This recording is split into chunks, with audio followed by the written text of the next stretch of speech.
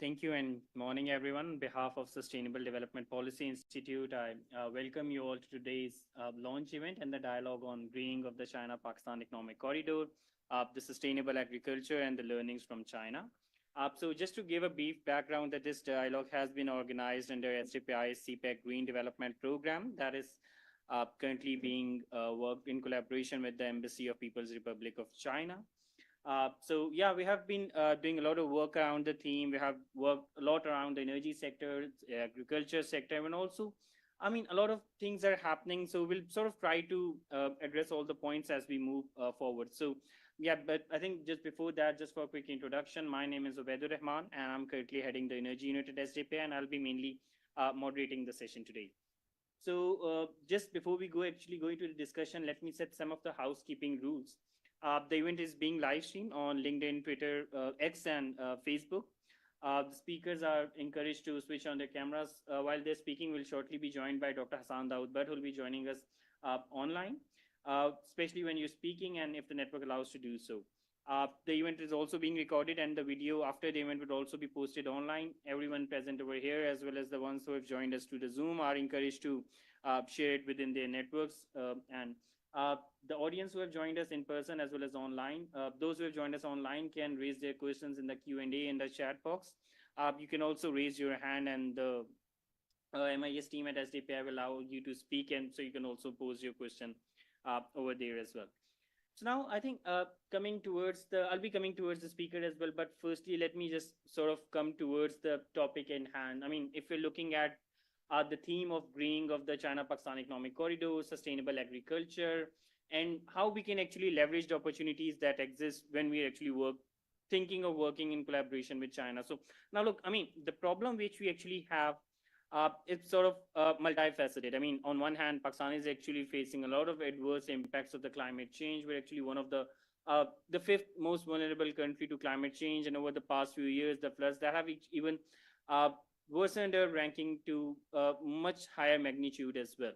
And I think the problem here is that it's not just the environment, the climate change, the climate vulnerabilities that are actually impacting almost every spheres of life, leading from the employment, the livelihood opportunities that exist. It leads to insecurity, it leads to poverty.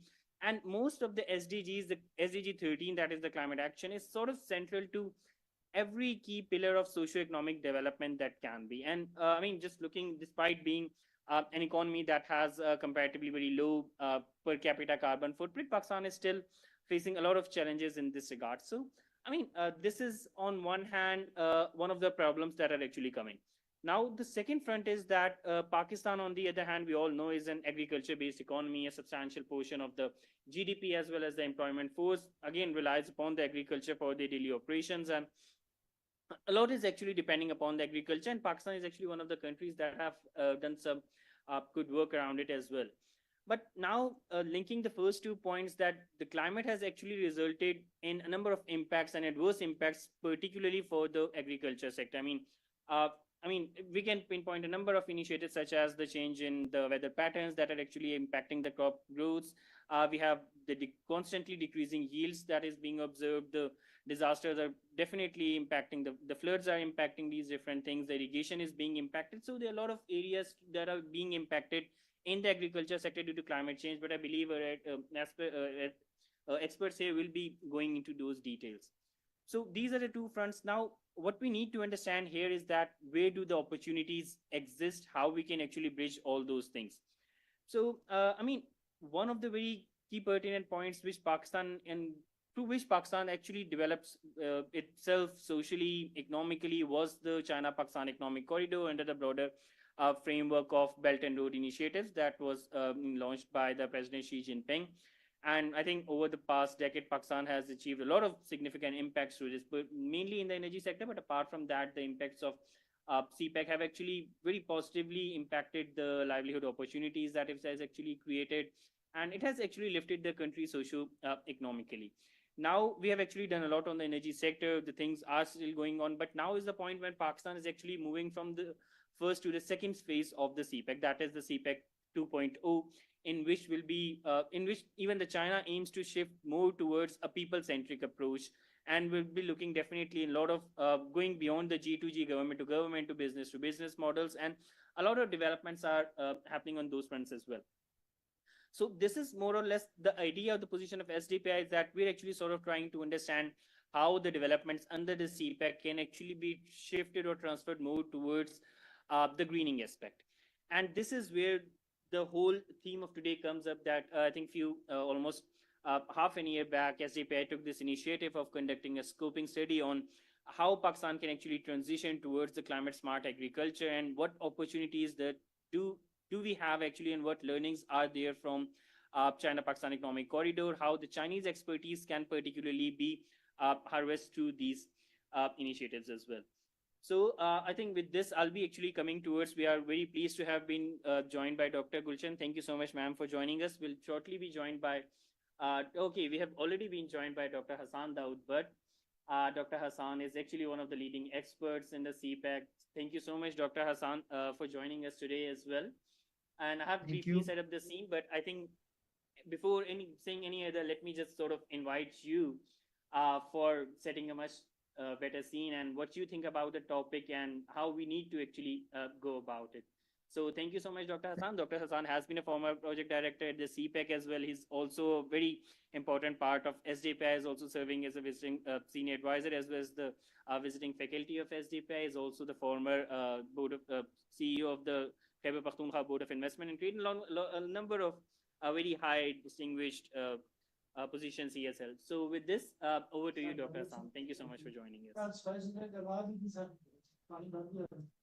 Assalamu alaikum, Abed. How are you, and to rest of the participants? I think I would like to congratulate SDPI for hosting this discussion today for two reasons. One is, naturally, we are all we can feel the heat wave in Islamabad today. So one aspect is that, and the other is, of course, the Pakistani delegation is in China for the 13th Joint Cooperation Committee meeting, and also shortly the Prime Minister will also be visiting China. And I think one of the deliverables, and I'm sure they are, the deliverables set for the recent meeting, forthcoming meeting, and also the Prime Minister visit would be sharing of information in the research and development domain, and also in the agriculture domain, and also naturally learn from their experiences.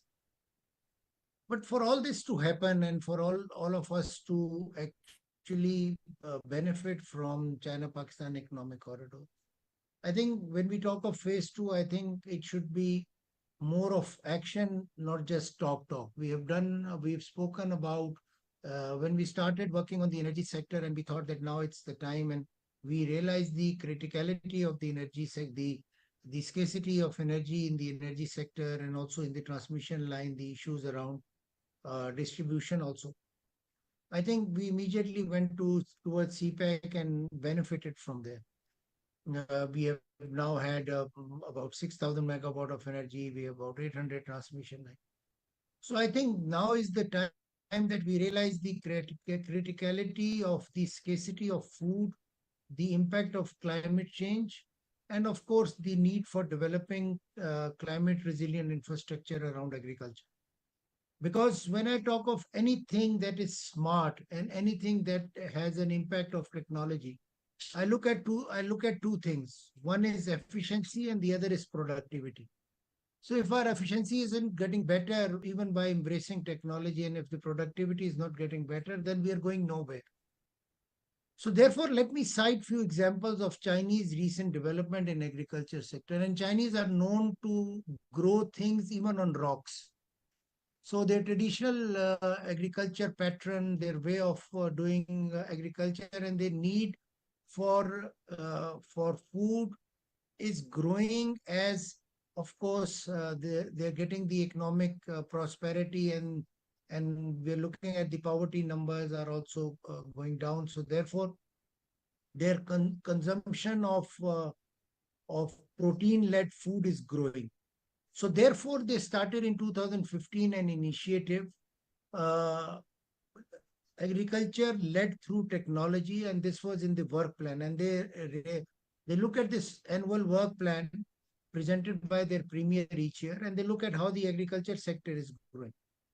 And this all stemmed from the impact of climate change, where they saw that year on year they're having their rice crop, which is their staple food, also is reducing by 8% and more each year. And the population size is naturally, it's come to an halt in terms of growing, but the aging population is growing. So their food requirement and what sort of government policies has to be taken in terms of diversity in food consumption also has to take place. So I think for us in Pakistan, what we can gather from this is one is, of course, learn from how they have, by using less public sector money, and by also, and this is why I mentioned this, because this is unprecedented in China. Because usually they use public money, and public state-owned enterprises come up and they support the government initiative. For agriculture initiative, what they've done is that they've also asked the private sector to come and play its critical role. Because why is that? Because the private sector is more, especially on the East Coast, Guangzhou, Shenzhen, and adjoining areas, a lot of technology hubs have been created. So they have actually linked those technology hubs with agriculture hubs and created that kind of synergy where smart agriculture is now stemming out as one of the important aspects. I'll speak a few things in Urdu also, especially because when I see participants are mostly Urdu. Yes. अच्छा, हमें ना in Pakistan, naturally, when we talk of smart agriculture, we talk of natural calamities and some of the, but also हमारे पास अब एक नई trend आ गया कि हर साल हमने ह्यूमन लेड कोई क्राइसिस भी जनरेट करनी होती. ये हमारा एक नया ट्रेंड है, और इस ट्रेंड में हम कभी, और हम वो वाहिद कौम है जो खुराक की सरप्लस को भी इशू बना सकते हैं. ये खुदादाद सलाहियत सिर्फ पाकिस्तान में, कि आपके पास पूरी दुनिया वीट के क्रॉप, राइस के क्रॉप को बढ़ा रहे हैं. Conversely, in Pakistan, when you have a bumper crop, it becomes a crisis of its own. So, I mean, so what I'm trying to highlight here is that, well, while we focus on smart technology, while we work on learning new arts and crafts and technologies from China and other friends also, especially through CPEC, because CPEC in the last decade, and I'm sure in the next decade, will be savior for Pakistan in terms of some of the initiatives that we take. Like earlier, we took energy sector, infrastructure, next maybe agriculture. But the most important aspect that we should learn from Chinese is the planning aspect of things. How can we plan, especially plan on short-term, mid-term, and long-term goals, and then have a top-down approach and implementation of the plan? ये नहीं है कि हर 2 से 3 साल या 5 साल बाद नई गवर्नमेंट आ रही, वो कहे पिछले की सारी पॉलिसीज गलत, क्योंकि ये सारी गलत नहीं हो सकती. And also, I think Pakistan ने एक अच्छा काम किया, and I'm relating this to agriculture sector, climate change. कि in the last 2 governments and also in this government, जो climate change की मिनिस्ट्री है वो एक स्ट्रॉन्ग लीडर को दी गई. पहले शरीर रहमान साहबा थी, उससे पहले अमीन साहब थे, and I think that is a requirement for agriculture sector also. अगर आपने इनिशिएटिव लेना है तो चाइना से आपने ये सीखना होगा कि कैसे टॉप डाउन अप्रोच करते हुए, लॉन्ग टर्म प्लानिंग करते हुए करें. So what you need is of course the technologies that you can get from China, but leadership तो उनसे नहीं मांगेंगे ना कि आए शी जिनपिंग साहब आके यहाँ पर 5 साल के लिए हुकूमत करके जाए. तो उस दौरान आपने जो लीडरशिप लगानी है at the on the of course the political leadership, the bureaucratic leadership, and of course the leadership in private sector has to actually join hands, and वो बहुत strong होनी चाहिए अगर आपका agriculture number 1 agenda point है, और होना चाहिए. Climate change, because I'm relating the two, because the crisis is related. So therefore आप उधर लीडरशिप भी स्ट्रॉन्ग लगाएं, लाइक चाइना अपने लीडरशिप जो एग्रीकल्चर साइड पे लगाते हैं बहुत स्ट्रॉन्ग लगाते हैं. सिमिलरली आपने ये देखना है कि आपकी रेगुलेटरी रिफॉर्म्स जो हैं वो इस सेक्टर में आपने कितने लेने हैं और किस तेजी से लेने हैं. आपके पास, I mean, we are very happy to have SIFC as a new platform which is working on agriculture sector, and they have established one company. But my hope and desire and learning from China is that this should not be a long-term solution, uh, a short-term solution to long-term problem. हमारी ये जो problem है ना कि short term solution ढूंढते हैं long term problems की, वो अब काम नहीं चलेगा. I think we should learn from our history and look at our neighbours. And when I say neighbours, I think ये it is not only from China, हम इसको बीआरआई के कॉन्टेक्स्ट में भी यूज कर सकते हैं. I think belt and road initiative के अंदर जो the countries which are part of belt and road are, most of them are working on agriculture sector and supply chain and its productivity. So उससे भी हम सीख सकते हैं और इस प्लेटफॉर्म को यूज कर सकते हैं. सीपेक फेज 2 में naturally agriculture is one of the key points. और इसलिए क्योंकि नेचुरली हमें भी अब स्टेबल फूड सप्लाई की जरूरत है. हमारी पॉपुलेशन साइज ग्रो कर रही है, हमारी पॉपुलेशन अभी यूथ है. वहां आज की केस में हमारी जो फूड की न्यूट्रिशन की रिक्वायरमेंट है वो डिफरेंट है. जो इस कमरे में भी बैठे हुए सामने, ये 50 एंड अबव के हो जाएंगे. तो उस वक्त हमारी फूड की न्यूट्रिशन वैल्यू, हमारी हेल्थ केयर की न्यूट्रिशन वैल्यू जरूरत होगी. तो आई थिंक जो फ्यूचर ऑफ एग्रीकल्चर प्रोडक्शन है और फूड सिक्योरिटी है, वो सिर्फ अच्छी पॉलिसीज पे, टेक्नोलॉजी एडवांसमेंट पे, and I think learning from good examples of the of our neighbours से होगा. लास्ट पॉइंट मेरी गुजारिश होगी from your platform, and SDPI is good, people listen to what SDPI says. I think हमें इस, जिस तरह हमने इंडस्ट्रियल कॉर्पोरेशन में प्राइवेट सेक्टर लेड एक काउंसिल बनाई थी, सीपैक इंडस्ट्रियल कॉर्पोरेशन काउंसिल या ग्रुप, आई थिंक हमें एग्रीकल्चर का प्राइवेट सेक्टर लेड एक काउंसिल और ग्रुप बनानी चाहिए. उसमें पब्लिक सेक्टर के दर्जन लोग डाल दें, उससे मुझे कोई कंसर्न नहीं है, लेकिन टॉप पे 5 जो हैं वो प्राइवेट सेक्टर के डालें जो एग्रीकल्चर में एक्चुअली काम कर रहे हैं, और उनको आप लिंक कर दें, चाहे वो एकेडमिक हो, चाहे वो प्राइवेट सेक्टर लेड इंडस्ट्री से हो, एफएमजी से हो, और उनको लिंक कर दें चाइनीज इक्वल काउंटर पार्ट से. अगर आप ये इस स्टेज पे कर लेंगे तो आप देखिएगा कि कितनी तेजी से हम we can achieve the targets that we have set. Otherwise आज से 10 साल पहले वैद, जब तुम एग्जीक्यूटिव डायरेक्टर होगे ऑफ एसडीपीआई, तब भी हम यही गुफ्तगू कर रहे होंगे अगर हम सीखेंगे नहीं. Thank you so much, Dr. Hassan. I think extremely all very relevant points. I think just for all the things I've mentioned, fully agree with Dr. Hassan's point that let's firstly look at the long-term planning aspect. So, how do we actually provide that enabling environment? Learn from the planning aspect of the Chinese, and definitely it's we have actually created a long-term problem. जो यहाँ पे हमने the system we have actually sort of led to there's no short-term solution, there's no short-term answer. We need to look at the long-term planning. We need to look at what the actions are there that are sustainable in the long run as well. And definitely, Dr. Hassan, some very well noted points. We'll also try to pitch most of the things on from the platform of SDPI, especially you talked about the council on or the agriculture-led group. Let's also sort of have a work on it. In fact, we've also tried to sort of develop this steering committee on sustainable agriculture with the involvement of the Chinese counterparts as well. We'll inshallah get back to you with details of that as well, and we'll hopefully take you on board as well. It's in the process. But before now going to the discussion, let me just take a colleagues go towards the study whose preliminary findings we'll be presenting today, and we really look forward to these extremely insightful inputs and suggestions from Dr. Hassan, Dr. Gulshan going into that study. So we'll also perhaps be in a position where we can, if needed, make some inputs or additions into the study as well.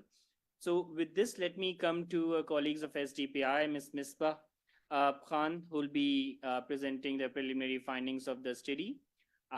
So yes, with this, over to you, Misbah, and if I can just request the MIS team to share the presentation on the screen. So thank you so much. And Dr. Hassan will also request you to also sort of let us know your inputs on the study. We'll also be sending it to you via email as well. If you have any written comments and what could actually be added into the study as we go forward as well. So yeah, thank you so much, Misbah. Over to you. Thank you so much, Ubaid. My name is Misbah Khan and working as a research associate at SDPI. Today I'm going to present the scoping study on sustainable agriculture in Pakistan, cross-learning from China. So the objective of our study is to identify and engage various stakeholders involved in different stages of the precision agriculture and climate smart agriculture adoption in Pakistan. Second objective of the study was to determine current farming issues and their associated solutions from the perspective of China. So precision agriculture in Pakistan, we are dealing with the soil management issue, water management issue. So these are linked with the precision agriculture. And the flow chart shows how it affect and enhance the agriculture in Pakistan. So I'm not going into the detail of the flow chart. What are the challenges which precision agriculture is facing is technological challenges, financial challenges, educational and training challenges, environmental challenges, and policy and infrastructure challenges, which in turn limit the accessibility and growth and crop productivity, etc. Climate smart agriculture, another flowchart, how it coped the productivity and enhance the agriculture in Pakistan. Use of cutting edge irrigation technologies, which maximize the water use, which minimize the waste and accurate delivery to the crops, in turn leading to the sustainable agriculture and adoption farming system for the food security, and which enhance the food security in Pakistan. So for this study, we have done the consultations with the stakeholders. Stakeholders are Pakistan Agriculture Research Council, National Agriculture Research Center, Ministry of National Food Security and Research, Provincial Agriculture Extension Departments, academia, private sector, planning and development departments, and development organizations. So we have done the SWOT analysis with these stakeholders. So I'm going to tell you the strengths, weaknesses, and opportunities and threats of these stakeholders. First is Pakistan Agriculture Research Council and National Agriculture Research Center. There's a partnership with the foreign entities to bridge the information gaps. There is a research and development, but the weakness is on the limited experience in development technology like the drones. There is slow, mostly confined, like the technological adoption is mostly confined to the some of the experienced farmers.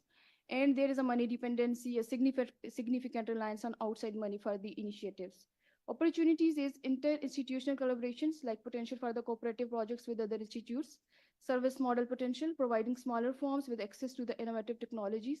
And threat is there is a legal obstacles, there is a farmers' financial limits, and there's a government support alliance means we are reliable and effective government assistance.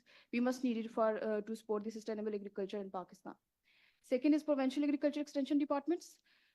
Direct farmer connections, utilizing the grassroots efforts to advance precision agriculture elements, training initiatives, benefits, and technology from precision and climate smart agriculture can be included in current sessions.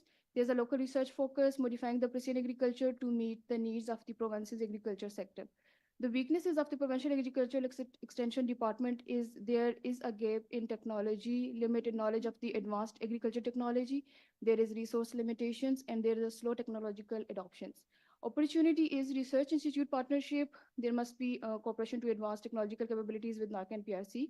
There must be awareness campaign, and there must be a technical scientific trainings. New courses must be introduced to focus on the sustainable technology for agriculture. Threat is budgetary constraints. Precision agriculture assistance is impacted by provincial budgetary restrictions, resistance to change, and policy barriers. Ministry of National Food Security and Research. Policy expertise, proficient in developing and executing sustainable agriculture aligned policies. International partnerships is another strength. Food security portal is a strength of Ministry of National Food Security and Research. Weakness is there is a technological integration gap, there is policy execution gap, and there is interdepartmental dependency. Opportunity, inter-institutional collaboration, potential for cooperative projects with other institutes, service model potential, providing smaller firms with access to innovative technology. Threat is political instability. Shifts in the political climate may have an impact on support of technology adoption in agriculture. Budgetary restrictions, precision and climate smart agriculture endorsement may be restricted by budgetary restrictions. Planning and Development Department. Collaborative network, history of alliances, beneficial for precision and climate smart agriculture integrations. Policy expertise, they're strong in designing and executing policies aligned with the sustainable agriculture, and experience with the contract farming, which proven track and record with a large corporation supporting the promotion of the green AI. Bureaucratic obstacles are the weaknesses, technological integration gap, another is a common weakness, and mostly all of the SWOT analysis with the stakeholders. Resource constraints, precision and climate smart agriculture may be limited by the financial and the personal issues. Opportunity is precision and climate smart agriculture integration. potential to merge precision and climate smart agriculture technology into the provincial policies, public-private partnerships, collaborations with the firms and to find the new solutions, skills development, opportunities for training to meet the problems of contemporary agriculture. Threat is political instability, risk associated with external reliance, and resistance to the change. Private sector strength is cluster method, notable increase in crop yield because of the private sector institutions implementing a cluster approach. Technological developments using tools like the weather stations and Android applications to improve the advisory services and streamline operations. Weaknesses is high in initial investment.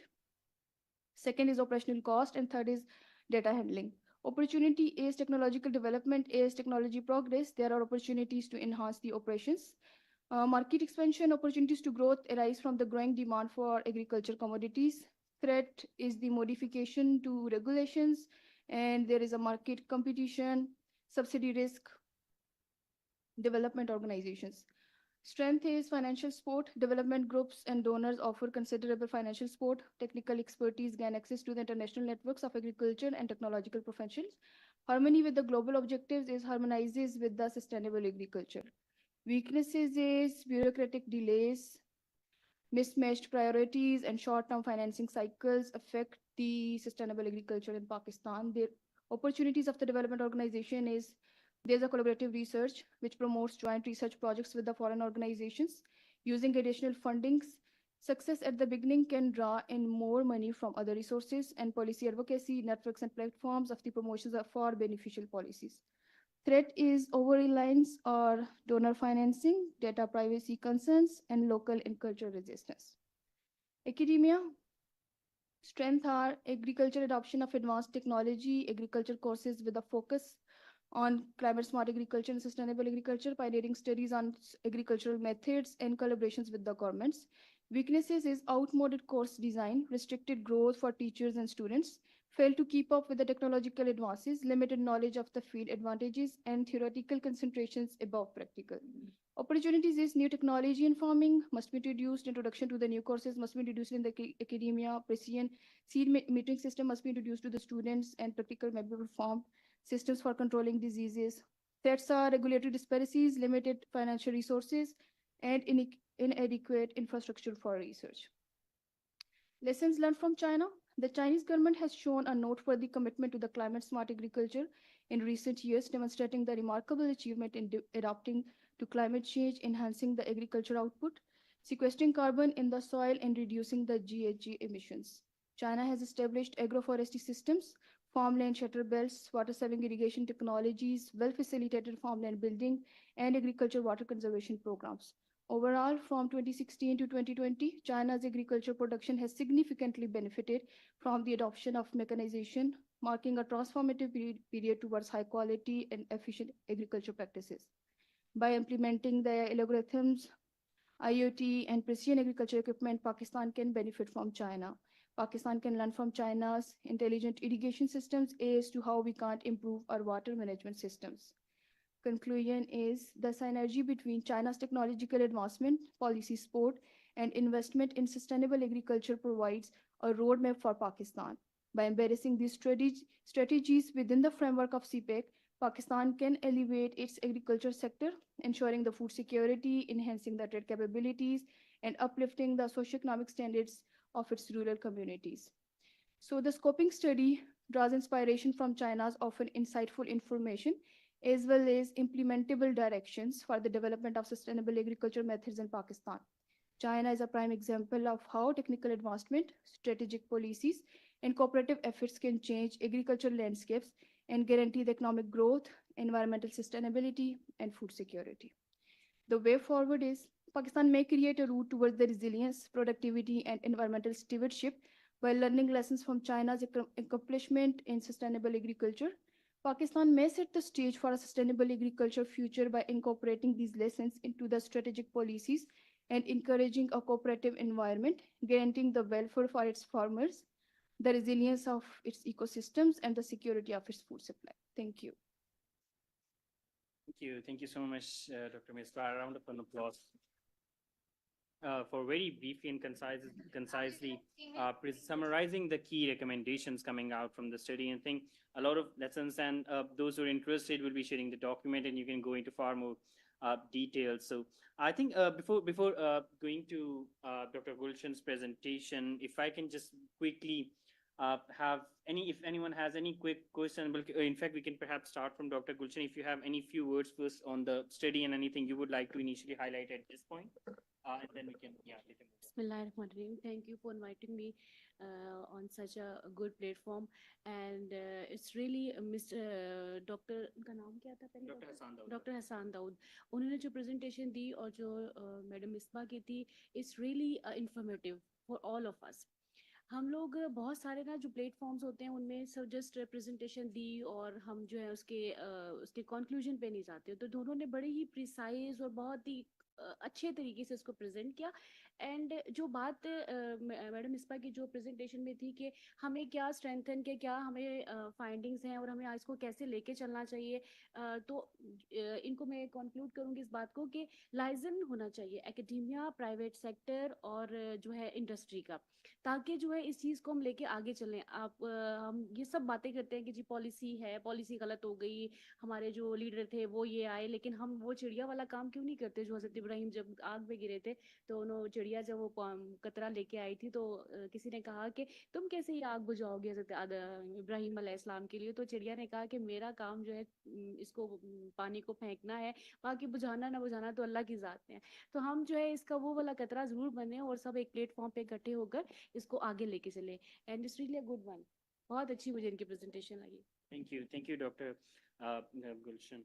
So yeah, I think Yeah, can I just comment yes, on Dr. Hassan, please. Yeah, I was coming to you, uh, please. yeah, I think very nice, very pragmatic recommendations. uh, uh, बहुत ही इसने अपना wisdom और patience दिखाई है कि इसने strength भी दिखा दी ऑर्गेनाइजेशंस की. वरना मुझे आफ्टर सो मेनी इयर्स मुझे तो कोई नजर नहीं आती. But thank you for highlighting some of the strengths. And naturally, you always have strengths and weaknesses, and there are opportunities and threats. I also absolutely endorse जो recommendations आपने दी हैं. और इसके साथ अगर आप थोड़ा सा डेटा को एसोसिएट करके sort of पॉलिसी पेपर को बना के, I think you must immediately meet the secretary of food. And also इसके अंदर अगर तुम सिर्फ एग्रीकल्चर को जरा एक्सपैंड करो, you have done wonderful work and I am sure you will do it on the same note. आप इसमें लाइफ स्टॉक को भी डाल लो और लाइफ स्टॉक को भी इसके साथ एसोसिएट करो, because some Chinese companies are working. अब हम एक ऐसे मुल्क में रहते हैं कि आपके पास डोंकी, किसी को डोंकी कह सकते हैं, आप डोंकी की गाली दे सकते हैं, डोंकियों को पूरे सड़कों में घुमा सकते हैं. लेकिन अगर आपके मुल्क से कोई डोंकी मीट इंपोर्ट करना चाहता हो या डोंकी स्किन इंपोर्ट करना चाहता हो, तो आप उसके अराउंड ऐसा नैरेटिव क्रिएट करते हैं कि वो आदमी भाग जाता है यहाँ से. So what I'm trying is कि आपकी research, I think it covers some of the contemporary issues. इसके अंदर आप लाइफ स्टॉक डालें और इसके अंदर एक चीज और जरूर रिकमेंडेशन में डालें कि इसकी मार्केटिंग स्ट्रेटेजी क्या होगी for all this to happen. क्योंकि अब तो हम इररिस्पेक्टिव ऑफ एज, 100 साल से लेके 2 साल का बच्चा जो है तमाम सोशल मीडिया पे होता है ना. तो वो हम कैसे एक अपनी मीडिया कैंपेन, नैरेटिव कैंपेन करेंगे for all this to happen. क्योंकि अब वो है ना कि जो बिकता है वो, जो दिखता है वो बिकता है. So how could this be utilize in that context. But overall wonderful work. Livestock add कर लो. These are my 2 cents on this. Thank you so much, Dr. Hassan. So I think just very quickly, if we have any quick comments and suggestions or any quick question coming from the participants sitting over here. So just to very quickly summarize, the study actually follows a mixed method approach where there's a lot of primary data collection through different focus group discussions and key informant interviews, and then followed by the qualitative analysis of the data and also some secondary data analysis. And what we have actually done, it's one aspect is covering the SWOT analysis, in which we actually identified the strengths, weaknesses, opportunities, and threats that exist across the key stakeholder supply chain. And based upon that and the secondary data analysis, it has actually led to all the key recommendations that coming out of it. And fully agree and support what Dr. Hassan has also mentioned, that perhaps we can also look if we need to expand, add into the livestock aspect within this, and if we can perhaps have a smaller section dedicated for it if needs, and also how we actually make sure that these messages reach across the masses, and how we can actually develop a good communication marketing strategy around it as well. So if we have any quick, yeah, Ali bhai, yes, please feel free to add. First of all, I would like to commend Ma'am Misbah for a wonderful study. My question is that how will this synergy between China and Pakistan would be developed, keeping in view the fact that the supply chains, the market patterns, even the agricultural practices, they don't match between these two nations. Chinese, they have more advanced kind of practices and when we compare it to Pakistan, we have the traditional outdated practices, and they are more carbon intensive, and they are more can say fertilizer based kind of practices that are not that beneficial for us to yield much of the crop. So when we talk about synergies, how will this aspect be addressed, and the resistance of our farmers to modern or novel type of concepts? Chinese model is totally novel, new, and something out of the box. So how will this aspect can be addressed to make our farmers convinced to adopt that new method? Thank you. If yeah, Miss Ben, also if yes, please. आप जो ये कह रहे हैं कि ये कैसे adopt करेंगे फार्मर्स, तो हम ना अपने आउटरीच की टीम हमारी है यूनिवर्सिटी की तरफ से, और हम जो है वो फील्ड में जाते भी हैं, और हम फार्मर्स को जाके हमारी गैदरिंग भी होती है, मीटिंग्स भी होते हैं। तो अगर आप ये कहना चाहें ना कि फार्मर्स जो है वो नई टेक्नोलॉजी अडॉप्ट नहीं करते, तो वो बहुत एग्रेसिवली इसको अडॉप्ट करने की कोशिश करते हैं, और वो हम जब भी उनके पास मीटिंग्स करने जाते हैं तो वो हमसे कुछ कहते हैं कि आप हमें बताएं, और वो बड़े आसानी से, जैसे अब ये आप बता रहे हैं कि वहाँ पे चाइना में बहुत छोटे लेवल से लेके और हाई लेवल तक की टेक्नोलॉजीज़ हैं। फॉर एग्जांपल मेरे पास अपना एक्सपीरियंस है, मैं क्योंकि एक छोटी सी फार्मर भी हूँ, तो हमने ग्राउंड में जो ये एक डिस्कशन एक प्लेटफॉर्म है, इसलिए मैंने इसको बड़ा कहा कि शेयरिंग ऑफ नॉलेज ही हो जाता है। तो वहाँ पे हमने ग्राउंड नेट हमने की तकरीबन 10 एकड़ पे हमने लगाई ग्राउंड नेट, दीना में हमारी ज़मीन है। तो जब हमने वहाँ पे लगाई, तो हमें जब उसकी हार्वेस्टिंग का टाइम आया, तो उसके लिए जब मतलब इट्स माय फर्स्ट एक्सपीरियंस, मेरे हस्बैंड को भी शौक है, मुझे भी शौक है, तो मैं हूँ भी फिर एग्रीकल्चर, तो वो फिर हमने लगाई। तो जब हमने उसकी हार्वेस्टिंग की, तो हार्वेस्टिंग के वक्त हमें जो है ना वहाँ पे लेबर नहीं मिल रही थी, ठीक है। जब लेबर मिली तो उन्होंने हमसे तकरीबन काफ़ी चार्ज किया, डेफिनेटली ज़मीन ज़्यादा थी तो उन्होंने काफ़ी चार्ज किया, और उन्होंने आधी जो मूंगफली थी वो ज़मीन के अंदर ही छोड़ दी।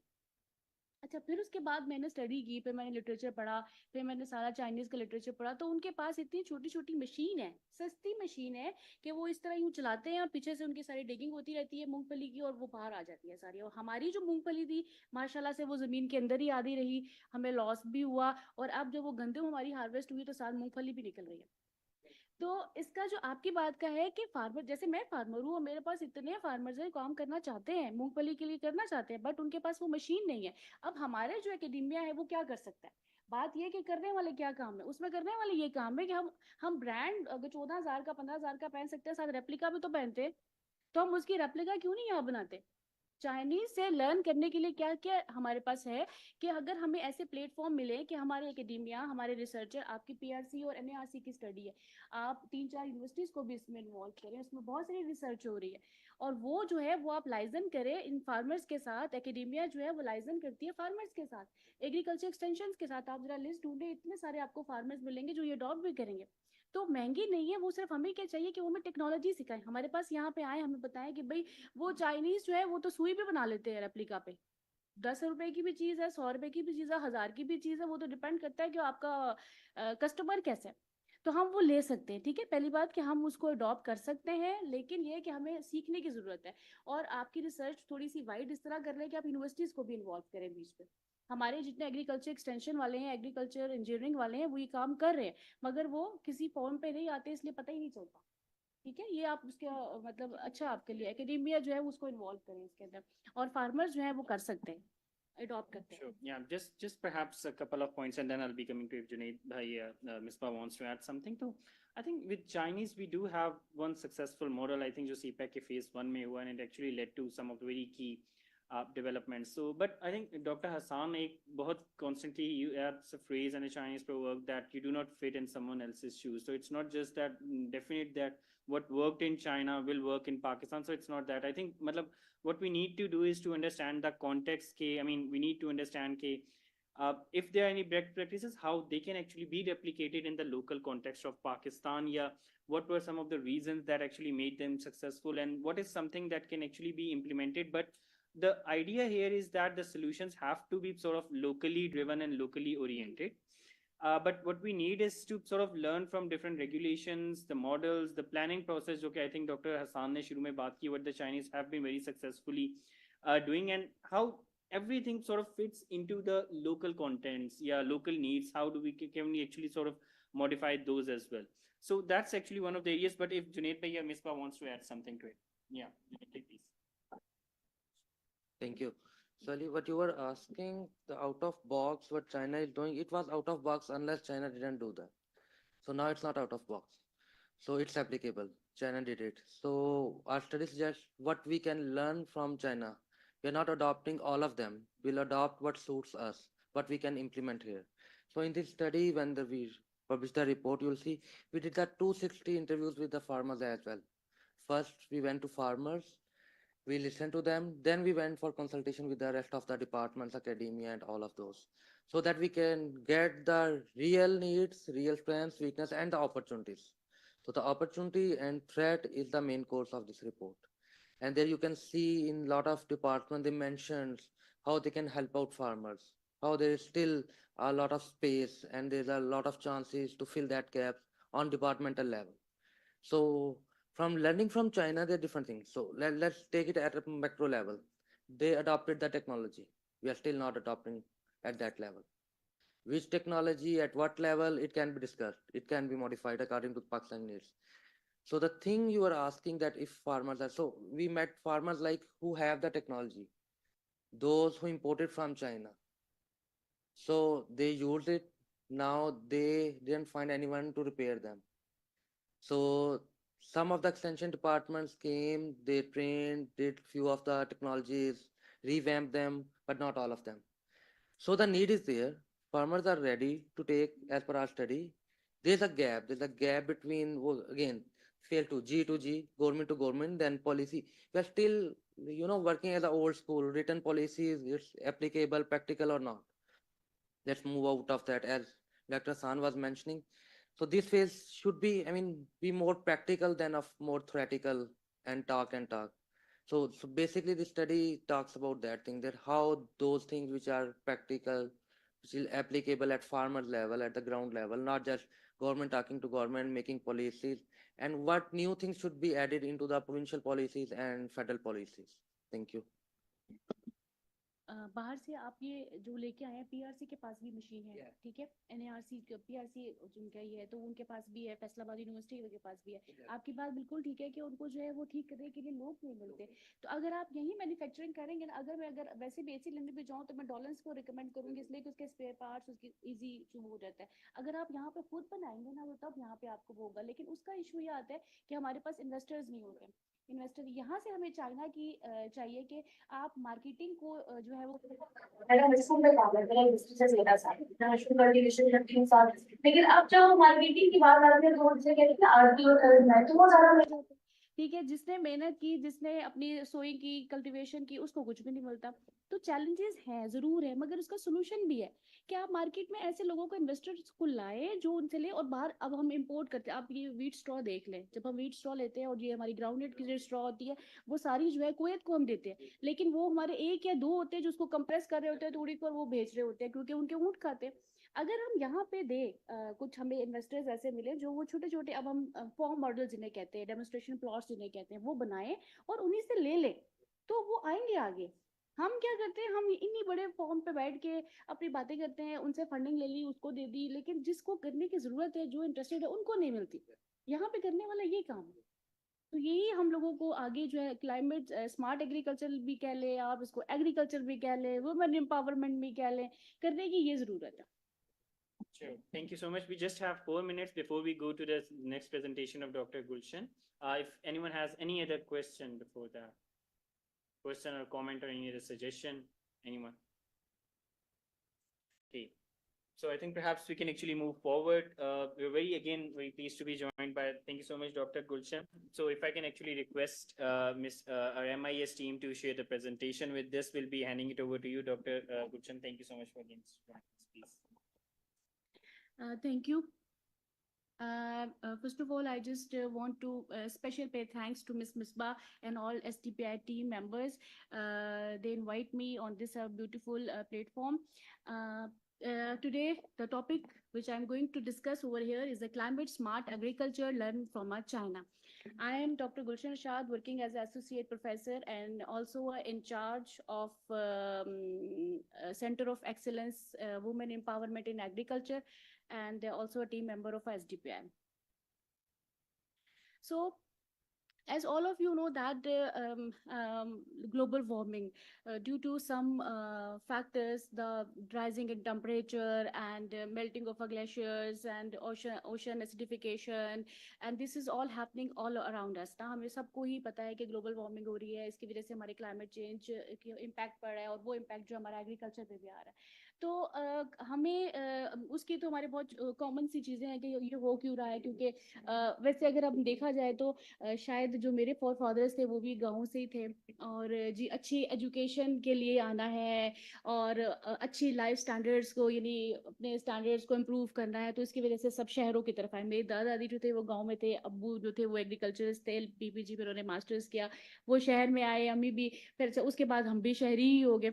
लेकिन जो अब हम देखते हैं तो हमें लाइक, मैं अगर देखूं तो मुझे भैंसें अच्छी लगती हैं, बकरियां अच्छी लगती हैं, गांव में रहना अच्छा लगता है, लेकिन परमानेंट रहना बिल्कुल नहीं अच्छा लगता, इसलिए कि मैं वो थापियां नहीं लगा सकती, मैं सिलेंडर में वो नहीं कर सकती, इस फैक्ट है ना कि मैं रह नहीं सकती, लेकिन मुझे पसंद है. अब हमने अपना डेरा बना लिया अपनी जमीनों पे, वहां पे हमने भैंसें रख ली, गाय रख ली, और धनी नस्ल के वेड़े रख लिए दौड़ने के लिए, लेकिन अगर मुझे रहना पड़े तो मैं नहीं रह सकती. नो, कि मेरे अपने बच्चों की एजुकेशन है. लेकिन आहिस्ता आहिस्ता क्या हुआ कि वो इन तमाम चीज़ों की वजह से जब हमने वहाँ पे, अब एक पहले फैमिली में कोई एक घर होता था, अब उसके 10 घर बन गए, 10 फैमिली मेंबर हो गए. सपोज उसके एक मेरे अब्बू का घर था, तो उसके बाद मेरा घर, मेरे भाई का घर, मेरी बहन का घर, वो सारे आगे डिवाइड होते गए. तो इस अर्बनाइजेशन की वजह से, डिफॉरेस्टेशन की वजह से राइजिंग इन टेम्परेचर है, ये हमें सबको पता है. और उसके जो है, और उसकी दूसरी बात, आप कभी भी ये देखें कि आपको पहले, अब हमारी दादी नाना वगैरह को इतने इश्यूज नहीं थे जितने हमारे स्टमक में बर्निंग हो रही है, जलन हो रही है. ऐसा क्यों है? कभी गौर किया आपने? क्या वजह है इसकी? डाइट अच्छी नहीं है. डाइट के साथ साथ हमें पेस्टिसाइड्स इतने ज्यादा, आप स्ट्रॉबेरी कभी खा के देखे, स्ट्रॉबेरी कभी लगी भी देखी है आपने? उसको स्ट्रॉबेरी को 3 से 4 स्प्रे हो रहे होते हैं, फंजीसाइड के 3 स्प्रे हो रहे होते हैं, जब तक वो मार्केट में नहीं आती उसको स्प्रे पे स्प्रे दिया जा रहा होता है. वो क्या है, क्या इशू? ऑर्गेनिकली कोई चीज भी अवेलेबल नहीं है, तो उससे क्या है कि हमारे जितने भी इश्यूज है, कैंसर और हमारे जो स्किन एलर्जीज और स्पेशली जो है स्टमक इश्यूज, सब इन वजह से आ रहे हैं. सो एनीवे, अब क्या है कि इसका इम्पैक्ट जो हो रहा है वो हमारे एग्रीकल्चर में भी हो रहा है. ऐसे latest, according to the latest report that in 2040 के जो ये एग्रीकल्चर की जो यील्ड है, it will be decrease 8 to 10%. अब वो फूड सिक्योरिटी, फूड सेफ्टी, इन तमाम के लिए हमें जो है वो have to work on it. Day by day जो है वो हमारा ये चीज़ें जो है वो डिक्रीज हो रही है, हमें इसके लिए काम करना है. फिर वही बात है कि हम लोग कहते बहुत कुछ है, करते कुछ नहीं है.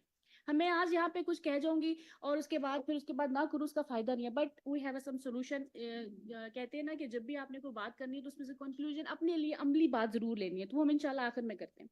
Anyway, what are the issues? Miss Misbah has described and very good research points के क्या challenges हैं. मेरे भी वही हैं जो हमने सब देखे, और ऐसा ही है कि हमारे पास modern farm technologies नहीं हैं.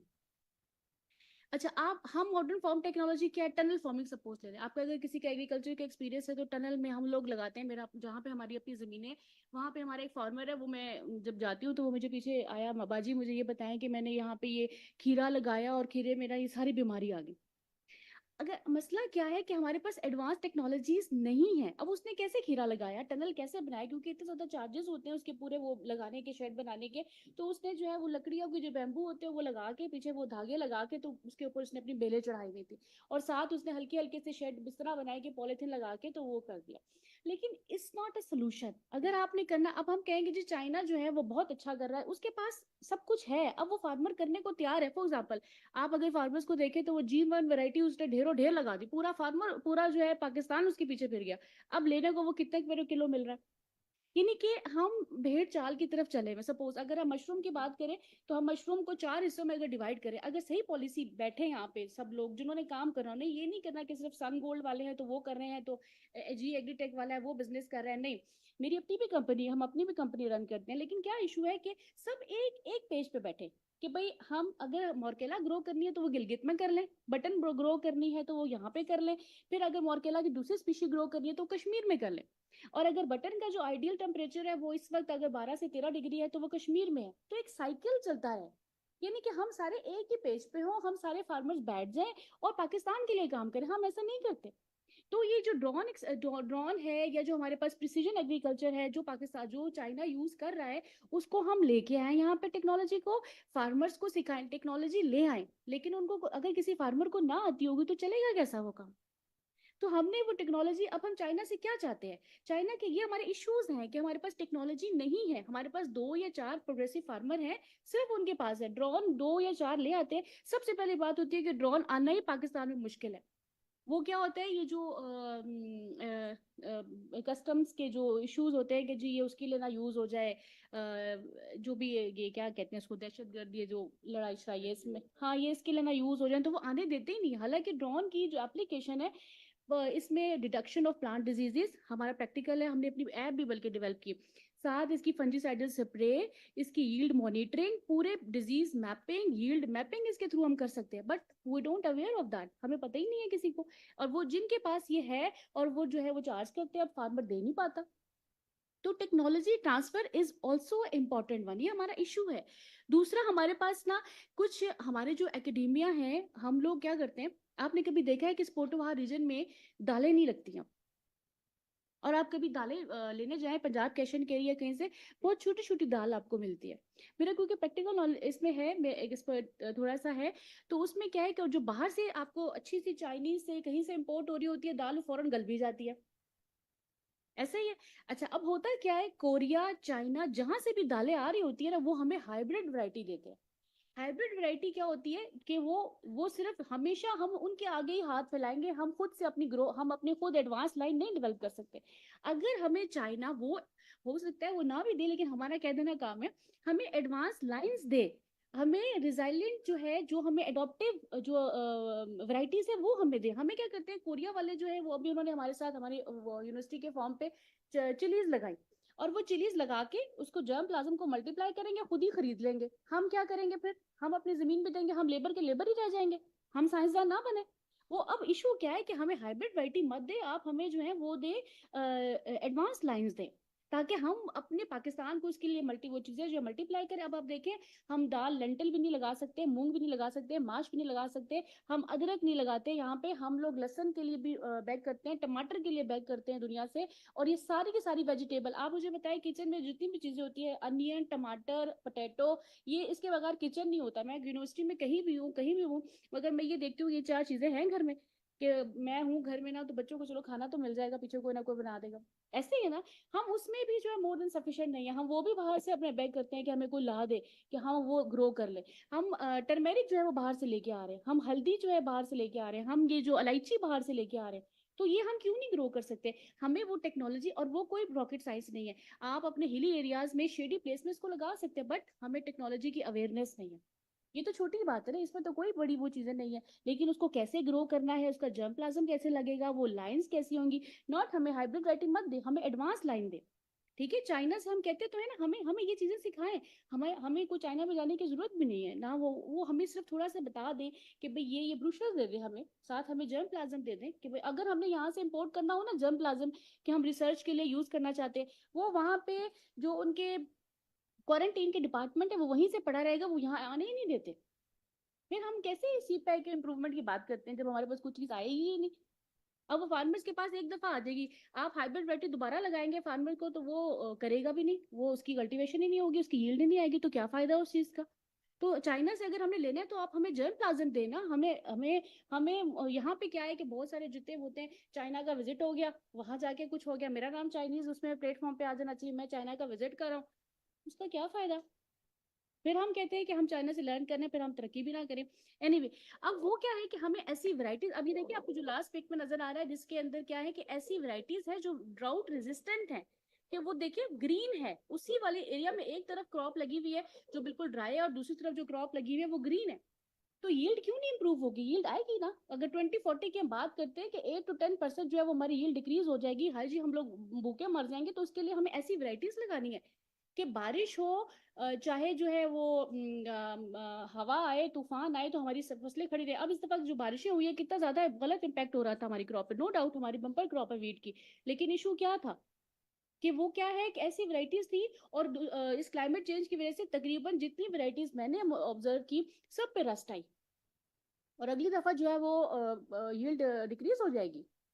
तो ये हमारे चैलेंजेस हैं।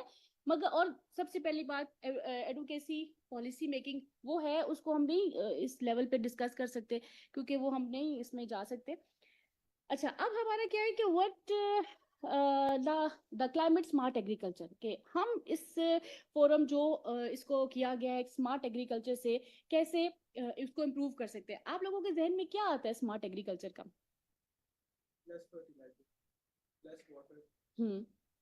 All the inputs should be limitized, बहुत जितने भी हमने इनपुट्स है उसको बहुत ही लिमिटाइज करके प्रिसाइजली और वक्त से पहले हमने उन चीजों को प्रिडिक्ट करना है, प्रिसाइजली करना है। फॉर एग्जांपल हम ये बात कर रहे हैं कि और वो किसके लिए करना है, फॉर एग्जांपल वो किसके लिए करना है, किस किस चीजों के लिए करना है, हमने उन तमाम पॉलिसी। फॉर एग्जांपल मैं आपसे बात कर रही हूँ अभी कि मैंने अब ग्राउंडेड का एक्सपीरियंस किया, वो आप लोग बोर तो नहीं हो रहे? मेरी अपनी पर्सनल एक्सपीरियंसेस है। तो वो उसमें था कि उसमें अब मुझे जो भी इश्यूज आए तो मैं क्या करूंगी उस दफा, अगली दफा मैं क्या करूंगी, मैं ऐसी वैरायटी सबसे पहले मैं अपनी सॉइल की टेस्टिंग कराऊंगी कि वहां पे कौन सी ऐसी वैरायटीज हैं। This is so called as smart. हम स्मार्ट सिर्फ गैजेट्स को ही कहते हैं कि हमने कोई ऐसा ऐप बना ली या हमने कोई ऐसा सॉफ्टवेयर यूज कर लिया तो this will call as a smart agriculture. No, आपने टाइमली हर चीज को करना is also included in the smart agriculture. वो एडॉप्टेशन किस चीज की है, मिटिगेशन किस चीज की है, अपने तीनों चीजों को आपने कोरिलेट करना है, तो वो क्या चीज है? आपने आइडियाज, आपने अपनी मेथोडोलॉजीज, आपने डॉक्टरी ऐसे करनी है कि वो एक ही पेज पे हो, और वो इस तरह हो कि हमारी जितनी भी इनपुट्स है वो बहुत लिमिटाइज हो, और उसके बाद जो है हम उसको जो है अच्छे तरीके से उसको उसकी यील्ड को एनहांस कर सके, प्रोडक्शन को इंक्रीज कर सके। सेकेंड सबसे इंपॉर्टेंट बात, सस्टेनेबिलिटी। एक ऐसा साइकिल होना चाहिए जहां से हम यूज करें, फिर उसके बाद दोबारा उधर से ही हमारे पास कुछ पैसे आए और उसको दोबारा से हम इसको साइकिल में लेके आ सके। This is so called as a sustainability. मेरे पास मैं एक छोटा सा फॉर्म था मशरूम का, मैंने उस पर सारा कल्टीवेशन की, कंपोस्ट किया, मैं यूनिवर्सिटी के रिसर्च फॉर्म पे भी लगाती हूँ। अच्छा, अब क्या इशू आता है कि वो सस्टेनेबल के लिए पूरे साल के लिए चाहिए। मेरे जीजीएस वालों से बात की, मैंने कहा आप हमारी मशरूम ले लें और हम जो है आपको देंगे। वो मुझे आगे से कहते हैं कि देखिए आप पूरे साल हमें देंगी। मैंने कहा नहीं हो सकता है कि मैं बीच में, क्योंकि इश्यूज आ जाते हैं, तो कहते नहीं फिर हम आपसे नहीं लेंगे। क्या इशू है? इशू ये है कि सस्टेनेबिलिटी नहीं है मेरे पास मॉडल में। क्यों नहीं है? इसलिए कि मुझे मार्केटिंग चैलेंजेस आ जाएंगे, जब मुझे थोड़ा सा प्रॉफिट नहीं होगा तो मैं इसको वहीं पे स्टॉक कर दूंगी। अब उसने मुझे क्या कहा कि हम लोग बाहर से इंपोर्ट करते हैं, चाइनीज इंपोर्ट करते हैं कैन टिन जो होती है उसमें, और हमारी जो रेसिपी है उसके हिसाब से हमने सेट कर लिया, और हम ह्यूज अमाउंट जो है वो उसकी इंपोर्ट पे खर्च कर रहे हैं इस वक्त मशरूम के टिन पे। अगर एक ही किसी इंडस्ट्री को हम इस तरह से, चाइना के पास पूरी टिन की इंडस्ट्री है, आप हमें चाइना लर्न करवाए ना, हमें बताए ना चाइना कि ये आप ऐसे कर ले ऐसे कर ले। और आपको पता है कि उनकी जो वुमेन है वो घर में ये काम कर रही है, उनके इतने सारे फार्मर जो, मेरे तो एक दफा मुझे मौका मिला थाईलैंड जाने का, वो बैठी हुई है राइस से जो है वो टोपियां बना रही है, उनकी हस्क से कभी कुछ कर रही है। हमारी वुमेन क्या करी, मैं आखिर में इसको इंशाल्लाह कोट करूंगी। तो ये हमारी चीजें लर्न करने वाली बात है उनसे, कि आप हमें वो चीजें बताएं। पहली बात कि आप हमें क्रॉप का ऐसा सीड दे जो कि क्या हो, हाइब्रिड ना हो, एडवांस लाइंस हो, एकेडमिया को दे, रिसर्चर को दे। हम 10 साल के बाद एक वैरायटी इन्वेंट करते हैं, और आज इस दफा हमारी डस्ट आ गई तो हम तो अगले 10 साल फिर गए, हम तो फिर चले गए 10 साल आगे। अच्छा, फिर उसके बाद हम जितने भी हमारे हैं, और अच्छा फिर उसके बाद एक तो हमारा ये था, और हम इनको अडॉप्ट करें। अच्छा, फिर सस्टेनेबिलिटी की बात है कि हम लोग जो ये ड्रोन है, या आपने शायद एक और चीज पढ़ी होगी, सेंसर्स। सेंसर, हमारा मोबाइल की जो ऐप है ये सारा, ये भी तो सेंसर्स ही है ना। तो हम एडवांस, मैंने अपने स्टूडेंट्स को पीएचडी में काम करवा रही हूँ और एमएससी का हमारा काम था। एक मोबाइल, इसी कैमरे से मैंने तस्वीरें जो है सारी प्लांट डिजीज डिटेक्शन की ली और हमने एक ऐप डेवलप की। तो हम कर सकते हैं, लेकिन हमें अगर वो एडवांस टेक्नोलॉजीज दे और साथ उनके सोल्यूशंस भी दे। कभी भी, ये मैं आपको बता रही हूँ कि जितनी भी चीजें बाहर से आती हैं उनके सोल्यूशन साथ नहीं आते, वो हमें रास्ता सारे नहीं बताते। आपने अगर चाइना से हमें हमें वो करवाएं, हमारे यहाँ पे छोटे छोटे ग्रुप्स बना दें आउटरीच के, और हमारे साथ फार्मर्स के पास जाएं, और वो उनको वहां पे, यहाँ पे क्या होता है कि कोई एक कोरिया का, चाइना का बंदा आ जाए सही ना, मैं अपने बता रही हूँ, आ जाए सही, तो उसके ग्रुप इतने तंग हो जाते हैं कि बस कोई दूसरे को नॉलेज ना शेयर हो जाए या उसके साथ कोई लिंक ना बन जाए। हो सकता है कि पूरे पाकिस्तान का भला हो जाए। ये मेरे वो एक्सपीरियंस है जो मैंने आज तक देखे हैं, और this is not a good कि हम लोग, एक हमारे वो कोरिया वाले आ जाएं या कहीं मलेशियन वाले आ जाएं, उसको नहीं पता चल, दूसरे बंदे को नहीं बतानी हमने बात। हालांकि इल्म तो बढ़ाने से बढ़ता है, खर्च करने से और बढ़ता है। एनीवे, सस्टेनेबिलिटी के लिए अगर जाना है तो हमें ऐसे मॉडल्स बना के और हमें लर्न करवाएं कि कैसे टेक्नोलॉजी ट्रांसफर हुआ आगे। अच्छा, okay, this is the climate smart agriculture in China. China में क्या कुछ हो रहा है, ड्रोन्स बहुत उसमें बहुत डिफरेंट है। साथ जो उनकी जो, फॉर एग्जांपल हमारे पास फ्लड आ जाते हैं, फ्लड के लिए हम क्या कर सकते हैं, क्या फ्लड के लिए हम जो वहां से ऐसे फॉरेस्ट के ट्रीज, उनके जो नर्सरी यहाँ पे लगा सकते हैं कि हमारे जो फ्लड है वो बैरियर, फ्लड के आगे बैरियर बने। ठीक है, क्लाइमेट चेंज का नहीं पता, हमें एग्रो फॉरेस्ट्री वालों के साथ आप इंटरेक्ट करें और उनके साथ आप वैसे वहां से नर्सरीज लगाएं। हम क्या करते हैं कि शयरकारी की मुहिम हो रही है, एक मिनिस्टर ने आना है, फीता काटना है, कैप्स पहननी है, चाय पीनी है, चले जाना है, नहीं। आप ये देखें कि जो ये लगा रहे हैं, ये उस फ्लड को रोकेंगे, ये विंड बैरियर बनेंगे, ये वाटर स्केर्सिटी तो नहीं कॉज करेंगे। हमें इन चीजों पे फोकस करने की जरूरत है। हमें उनसे, हमें चाइना जो है इस तरह के प्लांट्स दे, हमें चाइना जो है ऐसे इस चीजों पे इन्वेस्ट करे। अच्छा, फिर उसके बाद एक्वापोनिक्स, हाइड्रोपोनिक्स। एक्वापोनिक्स, हाइड्रोपोनिक्स क्या है कि जहां पे हमने ऊपर, हाइड्रोपोनिक में क्या होता है कि हमने जो है ना, जितने हमने ऐसे न्यूट्रिएंट देने हैं सॉइल के अंदर कि पानी के बगैर ही जो है वहां पे एग्रीकल्चर हो हमारे पास। तो हमारे पास जहाँ पे ऐसे फार्मर्स है, और दूसरी बात उसको ग्रीन इनिशिएटिव पे लेके जाएं, उसके ऊपर आप जो है सोलर पैनल लगाएं, सोलर पैनल के लिए वो दे, और पूरे का पूरा रिसाइकलिंग हो उसकी। कि आप अगर मैं कोई भी इंडस्ट्री लगाती हूँ तो बिजली के बिल ही मुझे मार देते, लाखों में बिल आ जाता है। तो solar panel no doubt government जो है वो दे भी रही है, लेकिन चाइना भी इस मॉडल में, टेरल फार्मिंग, एक्वाकल्चर में क्या होता है, एक्वापोनिक्स में, कि आपकी जो हाइड्रोपोनिक है यहाँ पे आपकी वेजिटेबल्स लग रही हैं और नीचे जो है आपकी फिशिंग हो रही है, फिश है सारी आपके। हमारे जो इस तरफ एरिया में जाए कितने बड़े बड़े पॉन्ड बने हुए ना, तो उसके उन्हीं पॉन्ड के ऊपर जो है आप अपनी वेजिटेबल ग्रो कर दे, वर्टिकल एग्रीकल्चर कर दे। ये हमें सिखाए, इसमें कोई ज्यादा आई थिंक वो जरूरत इसमें नहीं है, हम टेक्नोलॉजी सीख सकते हैं उनसे, और उस फार्मर को सिखाएं जो सीखना चाहता हो, जो करना चाहता हो। अच्छा, फिर उसके बाद हमारे जो है ये प्रिसीजन एग्रीकल्चर, इसमें बात हो गई, और क्लाइमेट रिजिलिएंट क्रॉप वैरायटीज। मैंने आपसे कहा कि ऐसी वैरायटीज, और कौन सी, हाइब्रिड वैरायटीज ना दे, हमें एडवांस लाइंस दें। और वो एडवांस लाइन भी देखिए, वो हो सकता है, और उसके लिए भी हमें रिसर्च की जरूरत है कि वो एडवांस लाइन भी क्या पता सक्सेसफुल ना हो, हमें उसकी फील्ड एक्सपेरिमेंट करने पड़ते हैं। लेकिन हमें दें क्या, वो वाले जो हमारे पास एडवांस लाइन्स हो। आप लेंटिल की लें, आप मूंग की लें, माश की लें, आप लेंटिल, ये हमारे पास चिक भी नहीं है इस वक्त, सफेद चना, ब्लैक ग्राम्स, कुछ भी नहीं है, कुछ भी नहीं है। हम, हमारे हाथ दुनिया के आगे यूं है, और हमारे पास इतना फार्मर करने को तैयार है, जमीन हमारे पास है, मगर टेक्नोलॉजी नहीं है। अब हम, क्योंकि with the passage of time climate change, varieties change हो गई, उन्होंने, उनके पास रिसर्च की फंडिंग थी। अगर मैं अभी यहाँ पे कोई रिसर्च करने जाते हैं, एक लेटर भी है, कोई ट्रेनिंग भी करने जाती हूँ, तो मुझे हर्डल्स आती है। हर्डल्स क्यों आती है कि फाइनेंस इश्यूज है हमारे पास, गवर्नमेंट सेक्टर में भी है, लेकिन जिन प्राइवेट के पास है वो बाहर से लाके इंपोर्ट करते हैं, इंपोर्ट अपने मार्जिन रखते हैं और बेच देते हैं। This is not the solution, ये सोल्यूशन नहीं है। इसी तरह soil conservation and water management. अब हमारे पास बारिश हो जाती है, बारिश हो गई, रेन वाटर हार्वेस्टिंग होनी चाहिए, हमें ये टेक्निक वो सिखाएं कि कैसे हम अपने वाटर को हार्वेस्ट कर सकते हैं। अब ये पूरा पोटोहार जो रेन फेड एरिया है वो डिपेंडेंट है किसके ऊपर, बारिशों के ऊपर। बारिश ज्यादा हो गई तो मसला, बारिश कम हुई तो मसला। तो हमारी वैरायटीज हमारी टॉलरेंट होंगी, रेजिस्टेंट होंगी, पानी हमारे पास जब चाहिए होगा, पानी जमीन से छोटे छोटे पाउंड बना दे। नो डाउट गवर्नमेंट जो है डैम्स पे बहुत ज्यादा जो है वो दे रही होती है, आपके पास फंडिंग दे रही है, मगर अवेयरनेस नहीं है। वो फार्मर ले लेता है जिनकी थोड़ी सी जान पहचान होती है। तो हमें क्या करने की जरूरत है कि आप ऐसे बनाएं कि जगह जगह जाके उनको फॉर्म बना के दे, और एक मॉडल बनाएं, एक विलेज को मॉडर्न मॉडल विलेज बनाएं, वहां पे फार्मिंग करवाएं, और फिर उनको फार्मर को बताएं, और एक एक डेमोन्स्ट्रेशन उनको दे दें। हम क्या करते हैं, हम लोग वो जो चीजें बाहर से आ रही होती हैं अपने फॉर्म पे इन्वेस्ट करवा लेते हैं कि हमारा जो है वो ग्रांट मिल जाए, और हम वो हमारे फॉर्म पे जो है बहुत सारे लोग आते हैं देखने के लिए, हम आपको ग्रांट देते हैं, उनका नहीं चाहिए ग्रांट, हमें ग्रांट नहीं चाहिए, हम खुद कर लेंगे। वैसे बंदे को दे जो नहीं कर सकता, जिसको फायदा भी हो। तो ये हमारी करने वाले काम है। नो डाउट पॉलिसी भी है, फाइनेंशियल इश्यूज भी हैं। अच्छा, अब चाइना से और हम क्या ले सकते हैं? चाइना से हम इंटरक्रॉपिंग क्रॉप्स ले सकते हैं। इस वक्त सोयाबीन जो है वो हम ले सकते हैं, जो सोयाबीन के जो जर्म प्लाज्म है वो ले सकते हैं, उनको कल्टीवेट कर सकते हैं, सोयाबीन के जो बाय प्रोडक्ट्स है वो बना सकते हैं, उन जो मिल्क है उसका वो बना सकते हैं, उसका जो हस्क निकलता है मिल्क में से उसके नगेट्स बना सकते हैं, वैल्यू एडिशन कर सकते हैं। ये चाइना हमें सिखाए।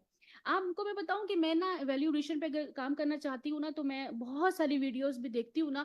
तो मॉर्केला पे मैं आजकल काम कर रही हूँ, तो मैं वीडियोस देखती हूँ, तो वीडियोस में बस वो 1 या 2 क्लिप दिखाते हैं, आगे कुछ नहीं पता चलता। अपनी रिसर्च कोई नहीं बताता। अगर शायद मेरे से कोई पूछे तो मैं कहूंगी चलो मैं तो बताऊंगी, इंशाल्लाह मेरा तो काम हो गया ना, ये बता देना मेरा काम था, आगे अल्लाह ताला उसकी मदद करेगा। लेकिन कोई भी नहीं बताता। 1 या 2 वीडियोस मिलेंगे आपको, 1 या 2 मिनट के क्लिप, आगे कुछ नहीं बताएंगे। तो टेक्नोलॉजी जब आपने देनी है ना, तो फिर हमें पूरे तरीके भी बताएं। आप पूरे पाकिस्तान से उन लोगों को सिलेक्ट कर ले कि जिन्होंने काम करना है, और उनको यहाँ ट्रेनिंग दें, वहां दें, जहां मर्जी दें, और उनसे कहें कि भाई ये आपने 5 साल लोगों को काम सिखाना है। अच्छा, एक और बहुत बड़ा इशू है, आपने मशरूम का स्पॉन का नाम सुना होगा, सीड जिसे कहते हैं, ठीक है। इस वक्त पाकिस्तान में जो सारे के सारा सीड है ना, वो बाहर हॉलैंड से आता है, और अमेरिकन स्टेट है, पेन स्टेट यूनिवर्सिटी है, वहां से आ रहा होता है। जी थैंक यू। वहां से आ रहा होता है। अच्छा, अब अगर आप उनसे कहें ना कि हमने वहां ट्रेनिंग करनी है, मैंने उनसे कहा, मेरी उनसे बात हुई, डॉक्टर जॉन थे क्या, मैंने कहा आप मुझे आने दें, मैं पोस्ट डॉक करना चाहती हूँ, मैं अगर आप मुझे पोस्ट डॉक के लिए नहीं भी अलाउ करते तो मुझे आप वैसे आने दें, मैं अपने खर्चे पे आऊंगी और मैं सीखूंगी उसको। तो उन्होंने मुझे अलाउ नहीं किया, वो सिखाना नहीं चाहते। ये जो है चाइनीज जो है वो इस पॉन में इतने ज्यादा, और हमारा इतना ज्यादा जो रेवेन्यू हमारा खर्च हो रहा है, हमारे जो पाकिस्तान का, हम इंपोर्ट करते हैं, बाहर से सीड मंगाते हैं मशरूम का, पाकिस्तान में कहीं भी नहीं है। और उसके बाद क्या करते हैं हम उसको मल्टीप्लाई करते हैं। जब एक चीज को बार बार मल्टीप्लाई करते हैं तो उसकी जो यील्ड होती है वो कम हो जाती है। वो जब 10वें फार्मर तक पहुंचता है ना, तो वो बिल्कुल जीरो हुआ होता है। तो हमें ये सिखाए ना, हमें बताए। मैं कह रही हूँ कि इसमें आपको नेट पे सब चीजें मिल जाएंगी, मगर सब सोल्यूशन इस तरह नहीं वो देते। आप पेट मरे पूरी पूरी रातें बैठ के लगा ले, लेकिन आपको कोई सोल्यूशन नहीं मिलेगा। वो ये टेक्नोलॉजी सिखानी है तो फिर आप इस तरह के फर्म से पे जाएं, उनको सिखाएं, ताकि हमारी इंपोर्ट बंद हो, हम अपनी कैनिंग खुद करें, कैनिंग की इंडस्ट्री लगाए हम। फिर उसके अच्छा, इंटरक्रॉपिंग क्रॉप से क्या है, इसको इंट्रोड्यूस कराने का क्या होगा कि अब एग्जाम्पल आपने ऊपर बाग लगाया हुआ है, आपने सिट्रस का बाग लगाया हुआ है, नीचे जो है आप टर्मेरिक लगा दे, आप जिंजर लगाएं शेडी प्लेसेस पे, ताकि हमारी इंपोर्ट बंद हो। बाहर से हमें टेक्नोलॉजी सिखाए ना कि वो इसमें क्या सॉइल टेक्सचर होना चाहिए, उसमें कौन सी टेक्नोलॉजी होनी चाहिए, उसके साथ हम कवर क्रॉप्स कौन सी लगाए, फॉरेस्ट क्रॉप कौन सी लगाए, ये टेक्नोलॉजी हमें सिखाए। इंटरक्रॉपिंग कराए, लेग्यूमिनस के साथ कराए। फिर उसके उनके पास टनल की जो फार्मिंग है, उनकी बहुत ऑटोमेटेड टनल फार्मिंग है, ये सिखाएं हमें। ऑटोमेटेड टनल फार्मिंग सिखाएं, ऑटोमेटेड हमें एक्वापॉनिक सिखाएं, ऑटोमेटेड हाइड्रोपोनिक सिखाएं। ये अगर हमें टेक्नोलॉजी दे, किसको दे? हमें एकेडमिया को दे दे, आप प्रोग्रेसिव फार्मर को दे दे, आप पाकिस्तान के जो बंदे काम करना चाहे उनको दें। देखिए ये आपका ये एक फोरम है, आपने बात आगे पहुंचानी है ना, तो आप उनको बताएं कि भाई इस तरह के आप बनाएं ग्रुप्स, और फार्मर की बनाएं, वहां तक जाएंगे, वहां तक वो पहुंचे। और क्रॉप रोटेशन, हम पाकिस्तानी क्रॉप कॉम क्या करती है, मेरी अपना एक्सपीरियंस है, हम गए फील्ड में, तो हमने एक जगह उनको वीट लगा दी, और अगली दफा उन्होंने वो जमीन खाली छोड़ी हुई है कि जी हमने वीट ही लगानी है, क्योंकि अगर हमने ग्राउंडनट या लगा दी तो जमीन जो है ना वीट के काबिल नहीं रहेगी, वो नहीं लगाते। लेकिन इस तरह नहीं होना चाहिए, वहां पे और क्रॉप होना चाहिए। क्यों जमीन जाया कर रहे हैं? अल्लाह ताला ने जब दिया हुआ है तो उसको आप इस्तेमाल करें, वो खाली छोड़ देते। अब एक नया मॉडल आया हुआ है, पिकनिक पायदार निजाम काश्तकारी, मल्चिस के ऊपर जा रहे हैं। इंडिया बहुत ज्यादा मल्च पे काम कर रहा है, जिसमें आपने नो फर्टिलाइजेशन, नो इरिगेशन, कुछ भी नहीं करना, मॉइस्चर सॉइल का कंजर्व करना है, कवर करना है बेड्स को, और उसके बाद जो है वो आपने उसमें आपने सोइंग करनी है, सोइंग करके मल्चिस कर देनी है। ये जो हमारी पराली है, जो हमारी वहां पे जाया हो रही होती है, ये जो स्मोक जिससे क्रिएट होती है, हाँ जी, राइस फील्ड पे जो होती है, आप उसको क्यों जाया करें? आप क्यों उसको आग लगा रहे हो, हमें भी सारी कॉम को भी खराब कर रहे हैं? आप उसी पराली को लें, आप उसको जो है इसके मल्चिस बनाएं, और सीड सोइंग करें, मल्चिस कर दे ना। आपको जो है इसकी फंजीसाइड की जरूरत पड़ेगी, ना आपको इरिगेशन की जरूरत पड़ेगी। आप नई टेक्नोलॉजी है, आप हमें सिखाएं, ये सारी टेक्नोलॉजी ट्रांसफर करें। पाकिस्तान में इस वक्त डॉक्टर अब आसिफ शरीफ साहब है, वो काम कर रहे हैं, आप उनको देखिएगा, बल्कि आप उनको इस प्लेटफॉर्म पे लाएं और उनसे डिस्कस करें। तो क्रॉप रोटेशन, मल्चेस, ये आपने जो है इस पे लर्निंग टेक्निक्स है। अच्छा, फिर उसके बाद इसे कैस के थ्रू जो है वो अब बायोसेंसर्स, पाकिस्तान में इस वक्त बायोसेंसर्स नहीं है। बायोसेंसर्स क्या होते हैं कि biosensor is the early detection, like अगर मेरी क्रॉप में इस वक्त डिजीज आने वाली है तो वो जब डिजीज आएगी जब पता चलेगा, बट अगर if you use the biosensors तो मुझे टाइमली पता चलेगा कि बीमारी आने वाली है, and I have to work, I have to apply some kind of a fungicidal spray. तो this is the biosensor, I am also working on a biosensors. तो बायोसेंसर्स पे मैं काम कर रही हूँ। तो वो अगर हमें टेक्नोलॉजी, अब वो मुझे उसको टेक्नोलॉजी सीखने के लिए पहले जो है वो बाहर जाना पड़ेगा, या बच्चा मेरा जो स्टूडेंट है वो इर्सिप पे जाएगा, वहां से जो है वो टेक्नोलॉजी लेके आएगा, फिर हम उसको बना पाएंगे। और अभी मैं इंशाल्लाह आगे भी इसको डिस्कस करते हैं। और उसके बाद हमारे पास जो यहाँ पे जो ऐप है, जो वेबसाइट्स मैनेजर्स हैं, उनके भी बहुत इश्यूज हैं। वो इतने ज्यादा जो है मतलब कोई भी आप जाए ऐप बनाने के लिए, कुछ भी जाए अपने एग्रीकल्चर से रिलेटेड, तो वो इतने ज्यादा पैसे मांगते हैं। यानी कुछ ऐसा सिस्टम होना चाहिए कि वो जितने बहुत सारी एनजीओज हैं, थोड़ा सा आप मतलब उन लोगों को भी फैसिलिटेट करें। स्टूडेंट्स इतने गरीब हैं, वो बेचारे कहाँ से लेके आए, वो नहीं कर पाते। और फिर यही होता है कि जो रिसर्चर होते हैं, क्योंकि पाकिस्तान के पास फंड नहीं है इस वक्त, हमारे जो काफी जितने भी पढ़े जैसे हैं उनके पास फंड नहीं है, तो वो क्या होता है फिर रिसर्च पे तो फिर लिमिटेड हो जाती है ना। रिसर्च पे तो फिर वही होगी, जितने फंड होंगे उतनी रिसर्च होगी। वो चाइना हमसे क्यों आ गया है? क्योंकि वो जो ऐसा नहीं है कि शायद पाकिस्तान में लोग काम नहीं करना चाहते हैं, but limitation of funds, limitation of facilities, वो जितने उनके पास एडवांस लेवल के जितने भी वो हैं इक्विपमेंट्स हैं, सब कुछ वो पाकिस्तान के पास नहीं है। ऐसी आप दें ना, आप फ्री ऑफ कॉस्ट दें, आप लोगों को बताएं और साथ सिखाएं भी कि इलेक्ट्रॉन माइक्रोस्कोपी इस वक्त पाकिस्तान में 1 या 2 है। आप मुझे बताएं कि कहाँ कैसे आपको हिस्टोपैथोलॉजी होगी, कैसे आपके पास होगी? बायोसेंसर्स है ही नहीं, जो हैं वो बाहर से ही आएंगे। आप सिखाएं। Just to add one point कि if अगर आप लोगों की कोई भी questions in the meanwhile भी है तो please feel free to raise your हाँ hands. हाँ, ये तो डिस्कशन हो रही है, it's not a presentation. Exactly. अच्छा, अब उसके बाद हमें स्प्रे के लिए जो हमारे पास टेक्नोलॉजीज हैं वो आप इंट्रोड्यूस करवाएं कि लिमिटेड टाइम में, बहुत कम टाइम में, लिमिटेड रिसोर्स में हम अपने इतने बड़े एकड़ में कैसे इसको जो है वो हम फंगिसाइड एप्लीकेशन कर सकते हैं। ये हमें टेक्नोलॉजी है वो सिखाएं। अच्छा, वो सबसे जो इशू इन पोटोहा रीजन क्या है कि वाटर हार्वेस्ट मैनेजमेंट कैसे हो सकती है? अब चाइना में क्या है कि वो फेरोज पे कर रहे होते हैं, टेरेसिंग पे कर रहे होते हैं। टेरेसिंग से क्या होता है कि अगर पानी पे आए तो वो आपकी सारी की सारी सॉइल इरोजन नहीं होगी। हमें ये टेक्नोलॉजी सिखाएं उसको। अगर हम फॉर एग्जांपल अब ये पायदार निजाम काश्तकारी पिकनिक जो मॉडल है, उसके लिए जो बेड बनाने पड़ते हैं, उसकी जो मशीनरी है वो नहीं है। वो मशीनरी हमने बनाई, फिर खुद से हमने बनाई, और हम अपने जो रिसर्च फॉर्म है यूनिवर्सिटी का, उसमें हम बच्चों से, स्टूडेंट से करवा रहे हैं, खुद बना रहे हैं, वो खुद कर रहे हैं।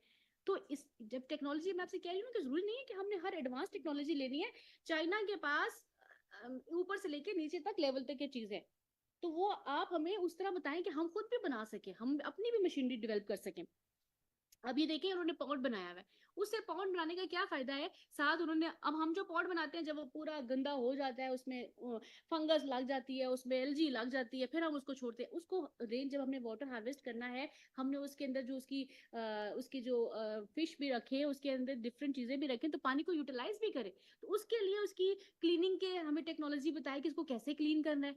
सिर्फ हमने जहर ही नहीं देना, हम उसके अंदर ऐसे बेरोफाइट्स लगा सकते हैं कि वो क्लीन कर दे वाटर को। ऐसी फिश होती हैं जो सारा वाटर क्लीन करती हैं, हम वो टेक्नोलॉजी हमें सिखाए।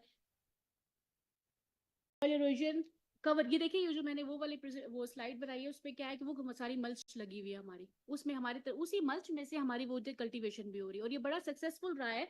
हमने उस तरफ अपने फॉर्म पे, जो यूनिवर्सिटी का फॉर्म है, वहां पे मैंने मटर लगाए और उसकी बड़ी अच्छी यील्ड आई। सिर्फ मैंने क्या किया कि बेड्स बनाए, इतने छोटे से बेड्स रेस किया, और दरमियान में जो है वो सारी की सारी पराली डाल दी, और पहले सोइंग की मटर की, फिर पराली डाल दी। वो आराम से इतनी अच्छी उसके मटर निकले। अब हम सारी वेजिटेबल्स जो समर की हैं उसमें मैं स्टूडेंट से अपनी ग्रो करवा रही हूँ। प्रैक्टिकल नॉलेज है, सीखेंगे, उनका उनका नॉलेज इंक्रीज होएगा।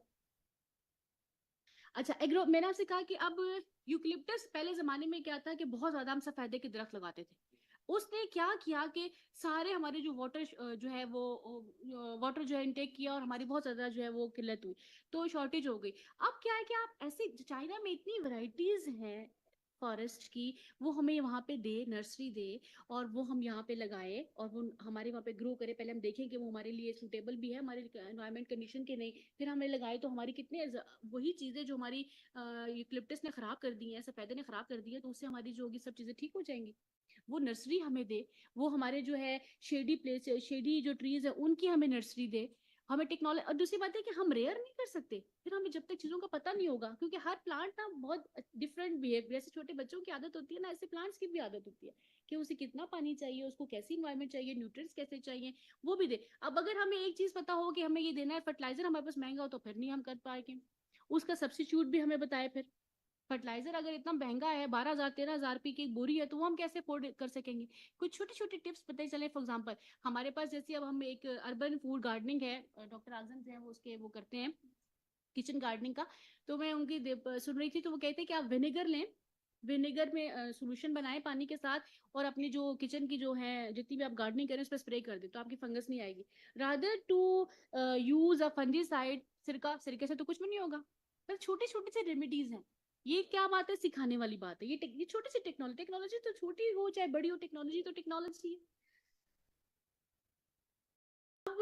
ये तमाम वो कंपैरिजंस हैं कि हमें ये तमाम इश्यूज हैं जो हमें करने चाहिए, जो हम पॉलिसी, मैंने आपसे कहा ना, पॉलिसी को डिस्कस नहीं कर सकते हम यहाँ पे, क्योंकि वो हमारा मैंडेट भी नहीं है।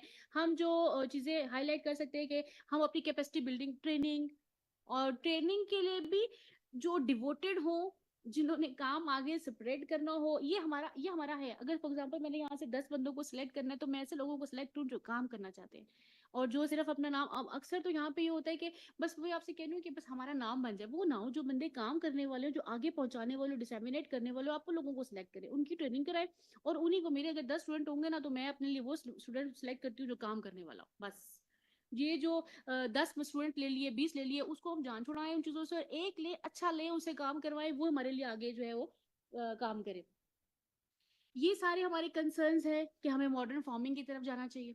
ठीक है, मॉडर्न फार्मिंग भी ऑटोमेशन पे जाए, ऑटोमेशन पे भी जाए साथ। फिर हमारे पास उसके साथ जब भी आप ऑटोमेशन की बात करेंगे, तो हमारे इलेक्ट्रिसिटी के बिल और ये बहुत चीजें आएंगे, तो आप सोलर पे जाएं। अगर सोलर पे जाना है, तो वो फिर हमें कुछ ऐसे, जैसे गवर्नमेंट दे भी रही है, ये तो खैर इसमें है कि जी जी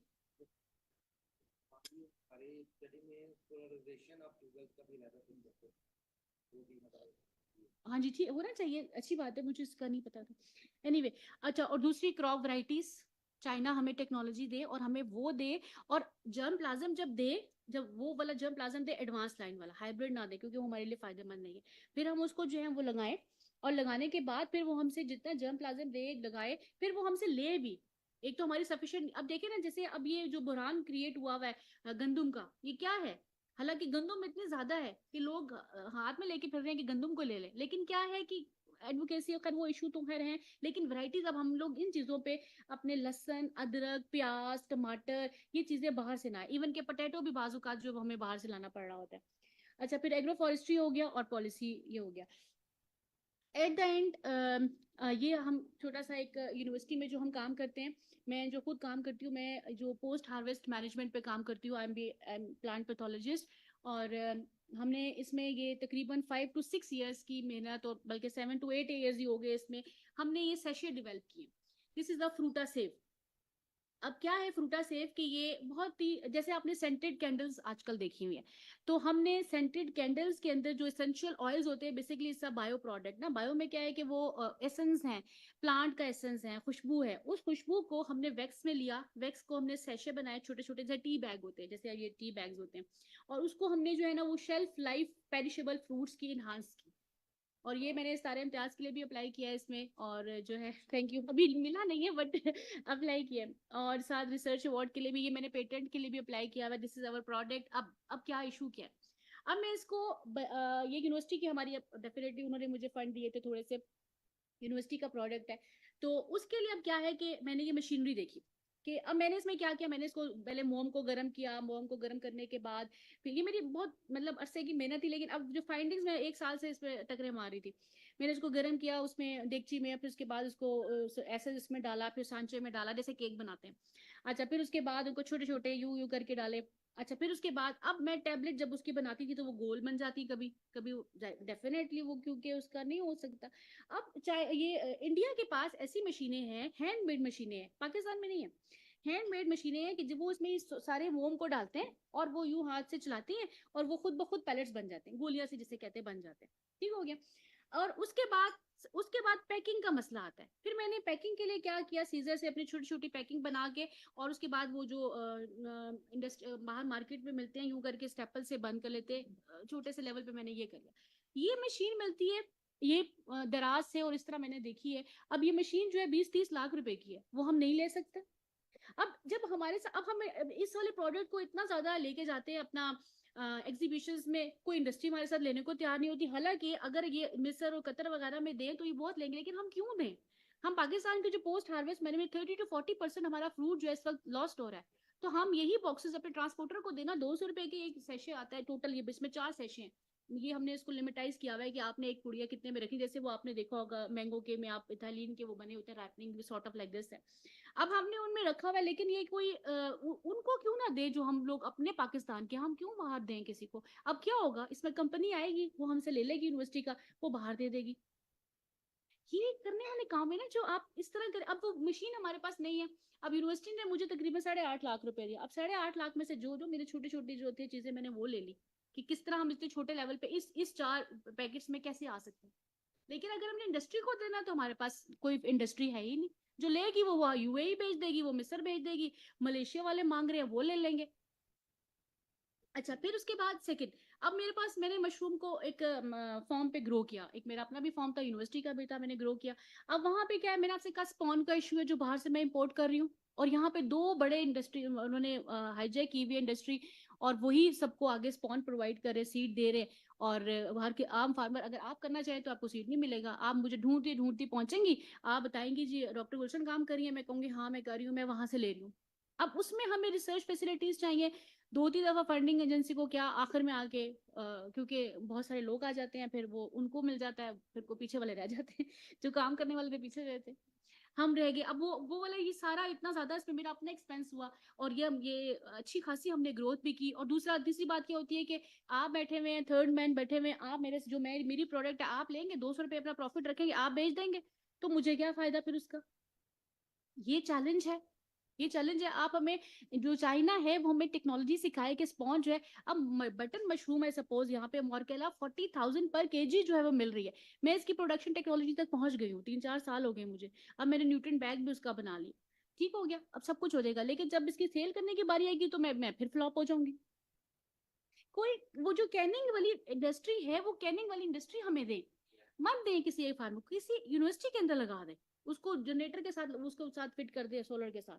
कोई गवर्नमेंट ले ले, एसडीपीआई ले ले, कोई ले ले, लेकिन उसको बनाए तो सही।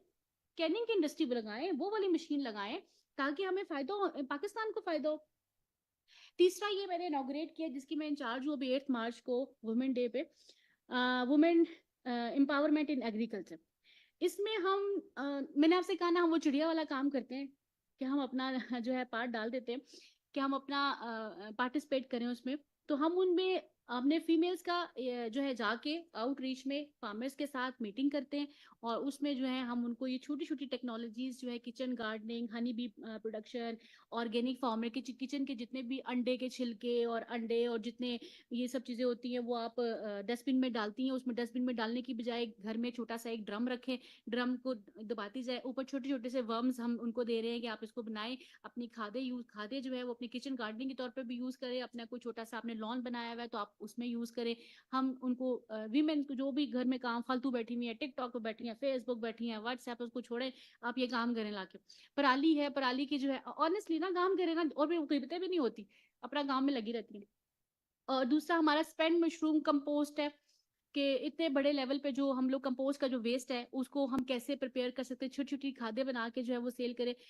वे वाकई सही कह रही हूँ कि मैं जब थाईलैंड गई और वहां पे मेरा मौका मिला, वो खवातीन बैठी हुई अपने काम कर रही हैं, हमारी खवातीन तो चरपाइया गाँव में डाल के, उसके घर में ये हो गया तो इसके घर में ये हो गया, मेरे उसने ये कह दिया, तो काम करें ना, अल्लाह अल्लाह करें और काम करें, कुछ ना कुछ तोलेगा। और वैल्यू एडिशन, वैल्यू एडिशन में अभी हमारा ये 15th को एक इवेंट होगा, हम जाएंगे, उसमें हमको ये बताएंगे कि जो मस्टर्ड ऑयल है, सपोज अभी ये सरसों का जो है ऑयल सीड्स हैं, ये आप घर में कैसे इनका ऑयल निकाल सकते हैं और इसके जो बाय प्रोडक्ट है वो कैसे आप बना सकते हैं, उनको मसालों में कैसे यूज कर सकते हैं। हमारे पास पूरी फीमेल की एक टीम है जो हम उनको लेके जाएंगे, और पहले हम लोग वहाँ पे एक दिन 14 को अपना इवेंट करेंगे इस सेंटर के अंडर, जिसमें हम के बताएंगे कि इंडस्ट्री जो है वो उसको हम कैसे, मतलब अब मुझे ये नहीं पता मैं कंपनी कैसे बनाऊं, मैं काम करना चाहती हूँ, मुझे कंपनी बनाने का नहीं पता। तो मेरे नस्ट वालों में एक है national science and technology park, वहाँ पे 100 कंपनीज इंक्यूबेशन सेंटर में है। तो हम उनको वहाँ विजिट करवाएंगे, वहाँ के जो डायरेक्ट जो हैं वहाँ पे उन्होंने हमसे कहा है कि हम बताएंगे कि कैसे अपनी जो एंटरप्रेन्योरशिप आप कर सकती हैं। तो ये हमारी छोटी सी एक काविश है, मैंने कहा आप लोगों से शेयर भी करते हैं। अगर कोई क्वेश्चन है तो आपका जरूर। First of all, I think a big thank you. question.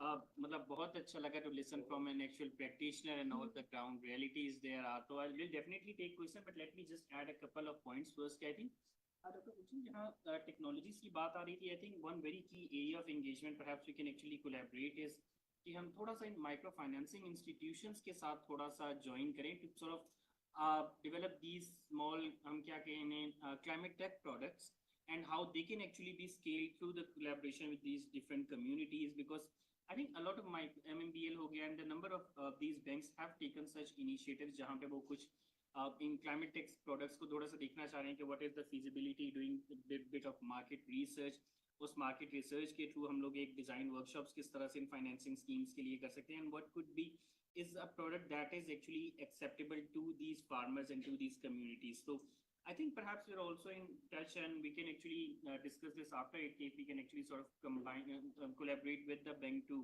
pay it forward, and perhaps we can actually collaborate to pilot such product as well.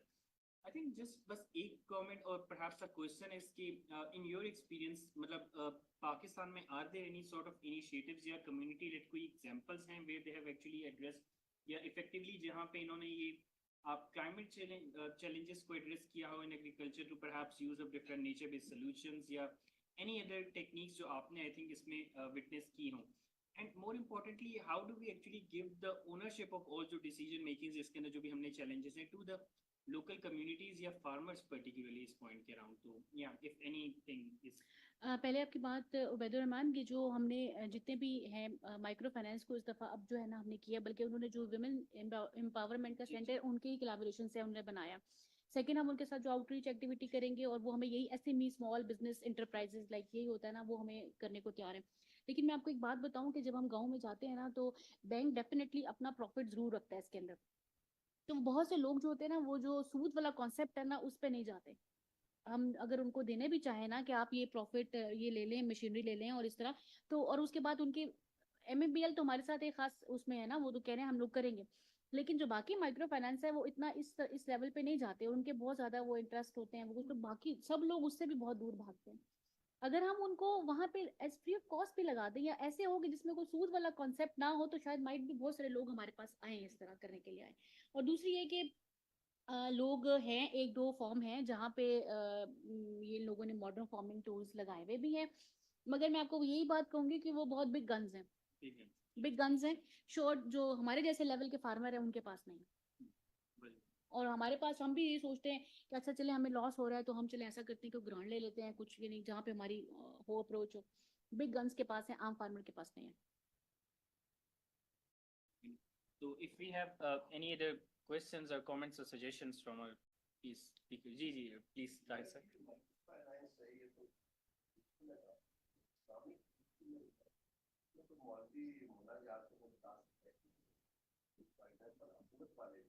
हाँ वो हो सकता है। ये मुझे पर्सनली पता है कि उनका जो प्रोडक्ट एक जगह है उसका कोर्ट मोमेंट यहाँ पे हुआ है, उन्होंने पहला लोन जो है वो मस्जिद के मौजूद ऐसे है वो, उसका मुझे नहीं पता, अखुवत के साथ मेरा कोई वो नहीं। पर्सनल नॉलेज है तो Hamza, can we give the mic? आगे एडवांस किया जा सकता है। बिल्कुल, अभी हमने ना ठीक है, अभी हमने कल स्टेट बैंक के साथ एक एग्रीमेंट कर रहे हैं साइन, इसमें लाइक इन एस्पेक्ट्स पे हम जो स्टेट बैंक हमें कह रहा है कि हम आपके साथ ही करते हैं, आप हमारे साथ चलें और लोगों को आगाही दें, हम ट्रेडिशनल फार्मिंग से हट के मॉडर्न फार्मिंग की तरफ जाएं। ये बात हुई है, लेकिन ये अखुवत वाले अगर ऐसे हैं तो आप हमें उनके साथ अलाइन करें, हम भी उसमें आप नंबर आप मुझे नंबर दीजिएगा, फ्रेंड को दीजिएगा, मैं ले लूंगी। क्या वो करें? लोग मेरे तो बहुत बहुत सारे करेंगे। अब हमने उनको ये टूल्स भी बताए हैं। दूसरा लोन जो है वो मौलवी के बेटे की है, और जो ऑफिस है उनका वो मस्जिद है। जबरदस्त। अफकोर्स वाले तो हैं, लेकिन आप मुझे तक ये वो नहीं है। गाँव में जाके पहले 2 लोन अगर जब मौलवी को फॉरवर्ड करेंगे और वो तो वो आपको मस्जिद में अपना दफ्तर बनाने देगा, सब कुछ तब जायज हो हाँ जाएगा। सही है, तब जायज हो जाएगा। और नहीं माइक्रो फाइनेंस तो आपको आज ये वैद में एक तरह से रसा खोल दी। ये अफकोर्स वाले तो बाकी इनको मैं इतना नहीं जानती, लेकिन इनके मैंने सुना। जी जरूर मुझे दीजिएगा। और बहुत सारे लोग करना चाहते हैं, अब इन पे भी छोटे छोटे हम मॉडल्स बना देते हैं, अगर वो देंगे तो जरूर लोग ले लेंगे, जरूर ले लेंगे। जी जी। हाँ जी, इंश्योरेंस क्रॉप इंश्योरेंस है, एनिमल इंश्योरेंस है, काफी है। माइक्रो फाइनेंस के साथ तो मिलके ये कुछ डिजाइन्स के साथ अगर वर्कशॉप कराई जाए तो perhaps we can also go for any particularly कोई इंटरेस्ट वगैरह जो है उनके इंटरेस्ट विदाउट इंटरेस्ट वगैरह भी इनकी कुछ कंडीशनलिटीज हैं, if those can actually come up. बिल्कुल. So, let me just quickly ask Dr. Hassan if you have any comments or any further suggestions. No, I think it was very comprehensive. Balki, I think it has exceeded my expectations. So congratulations for such a because अभी हम देखते हैं और chat GPT के जमाने में आपको बहुत सारे ऐसी रिपोर्ट्स मिलती हैं जिसमें कंटेंट लफाजी ज्यादा होती है बट एक्चुअल जो मीट होता है कम है. In this I think and I congratulate doctor साहबा for such a comprehensive report. और स्पेशली आई थिंक कि जो आपने कॉन्टेक्स्ट में बात की जो रूरल अर्बन सिनर्जी की है, और मैं हमेशा इस एस्पेक्ट को हाईलाइट करता हूं कि हम कितने भी urban led economic growth models ले आए, जब तक रूरल अर्बन सिनर्जी ना हो उसके बगैर हम किसी सूरत भी ट्रांसफॉर्मेशनल और लॉन्ग टर्म इकोनॉमिक ग्रोथ नहीं ला सकते. एक तो ये एस्पेक्ट. दूसरा ये कि सीपैक के कॉन्टेक्स्ट में बहुत अच्छा ये है कि सीपैक में चूंकि रोड्स और कनेक्टिविटी आ रहा है और आपने जिन एस्पेक्ट को हाईलाइट किया है, इससे एक्चुअली फार्म टू मार्केट वाला और ओवरऑल जो कॉन्टेक्स्ट है इकोनॉमिक ग्रोथ का through agriculture and of course livestock, वो बहुत अच्छा है. So fantastic and I am so glad कि I participated in today's seminar. Thank you, Dr. Hassan. So, yeah, if anyone has any further questions or comments or suggestions, yeah, Jeeta है सब.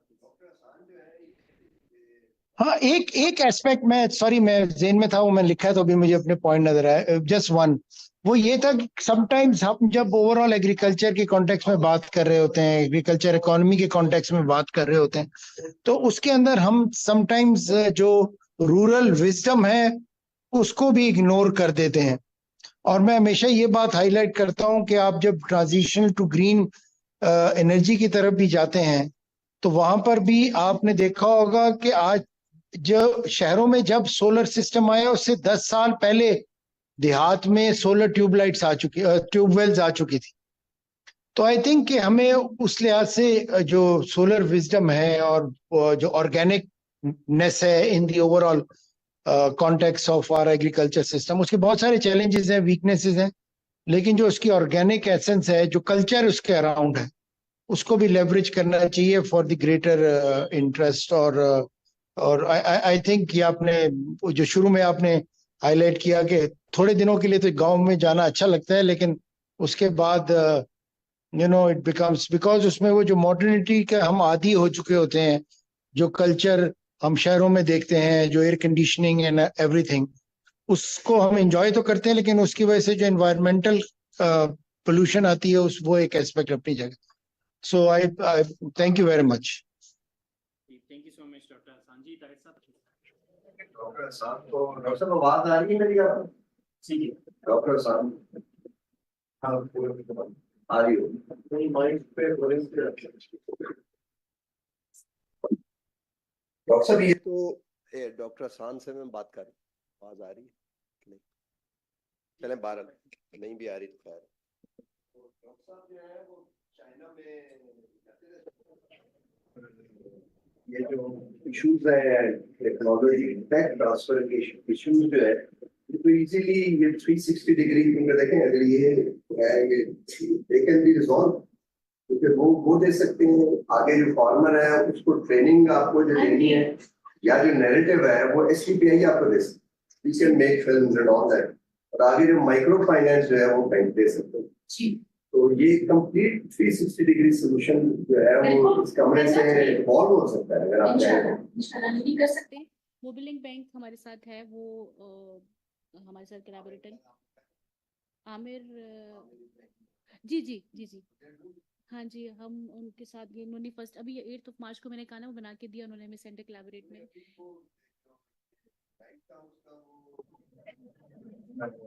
नहीं वो बहुत कर रहे हैं बल्कि वो आउटरीच में भी हमारे साथ है, उनके जो पीपल्स हैं वो मेरे साथ जाएंगे। फर्स्ट टाइम है अभी शुरू किया है तो, लेकिन ये कि फिर भी कोई स्मॉल इंडस्ट्री और भी हो हमारे साथ। और ये टेक्नोलॉजी वाली बात मैं आपसे कह रही हूँ कि हमें भी तो पहले हम खुद सीखें भी ना, हम और आगे हम फैलाएं, हम उसको वहां पे ना इंक्यूबेट सिर्फ रहने ना दें बल्कि आगे भी चलें हम उसके लिए, तो हम कर सकते हैं इंशाल्लाह। So once again, thank you so much, Dr. Gulshan. This has been a wonderful discussion. And again, just going to the team that made it all happen. If Junaid, Misbah, if you have any other final comments or points, please. Thank you so much, Dr. Kulchan. San Saab, thank you so much. It was really very productive and informative discussion. And looking forward to discuss with you in person, face to face again. Thank you so much. So nice.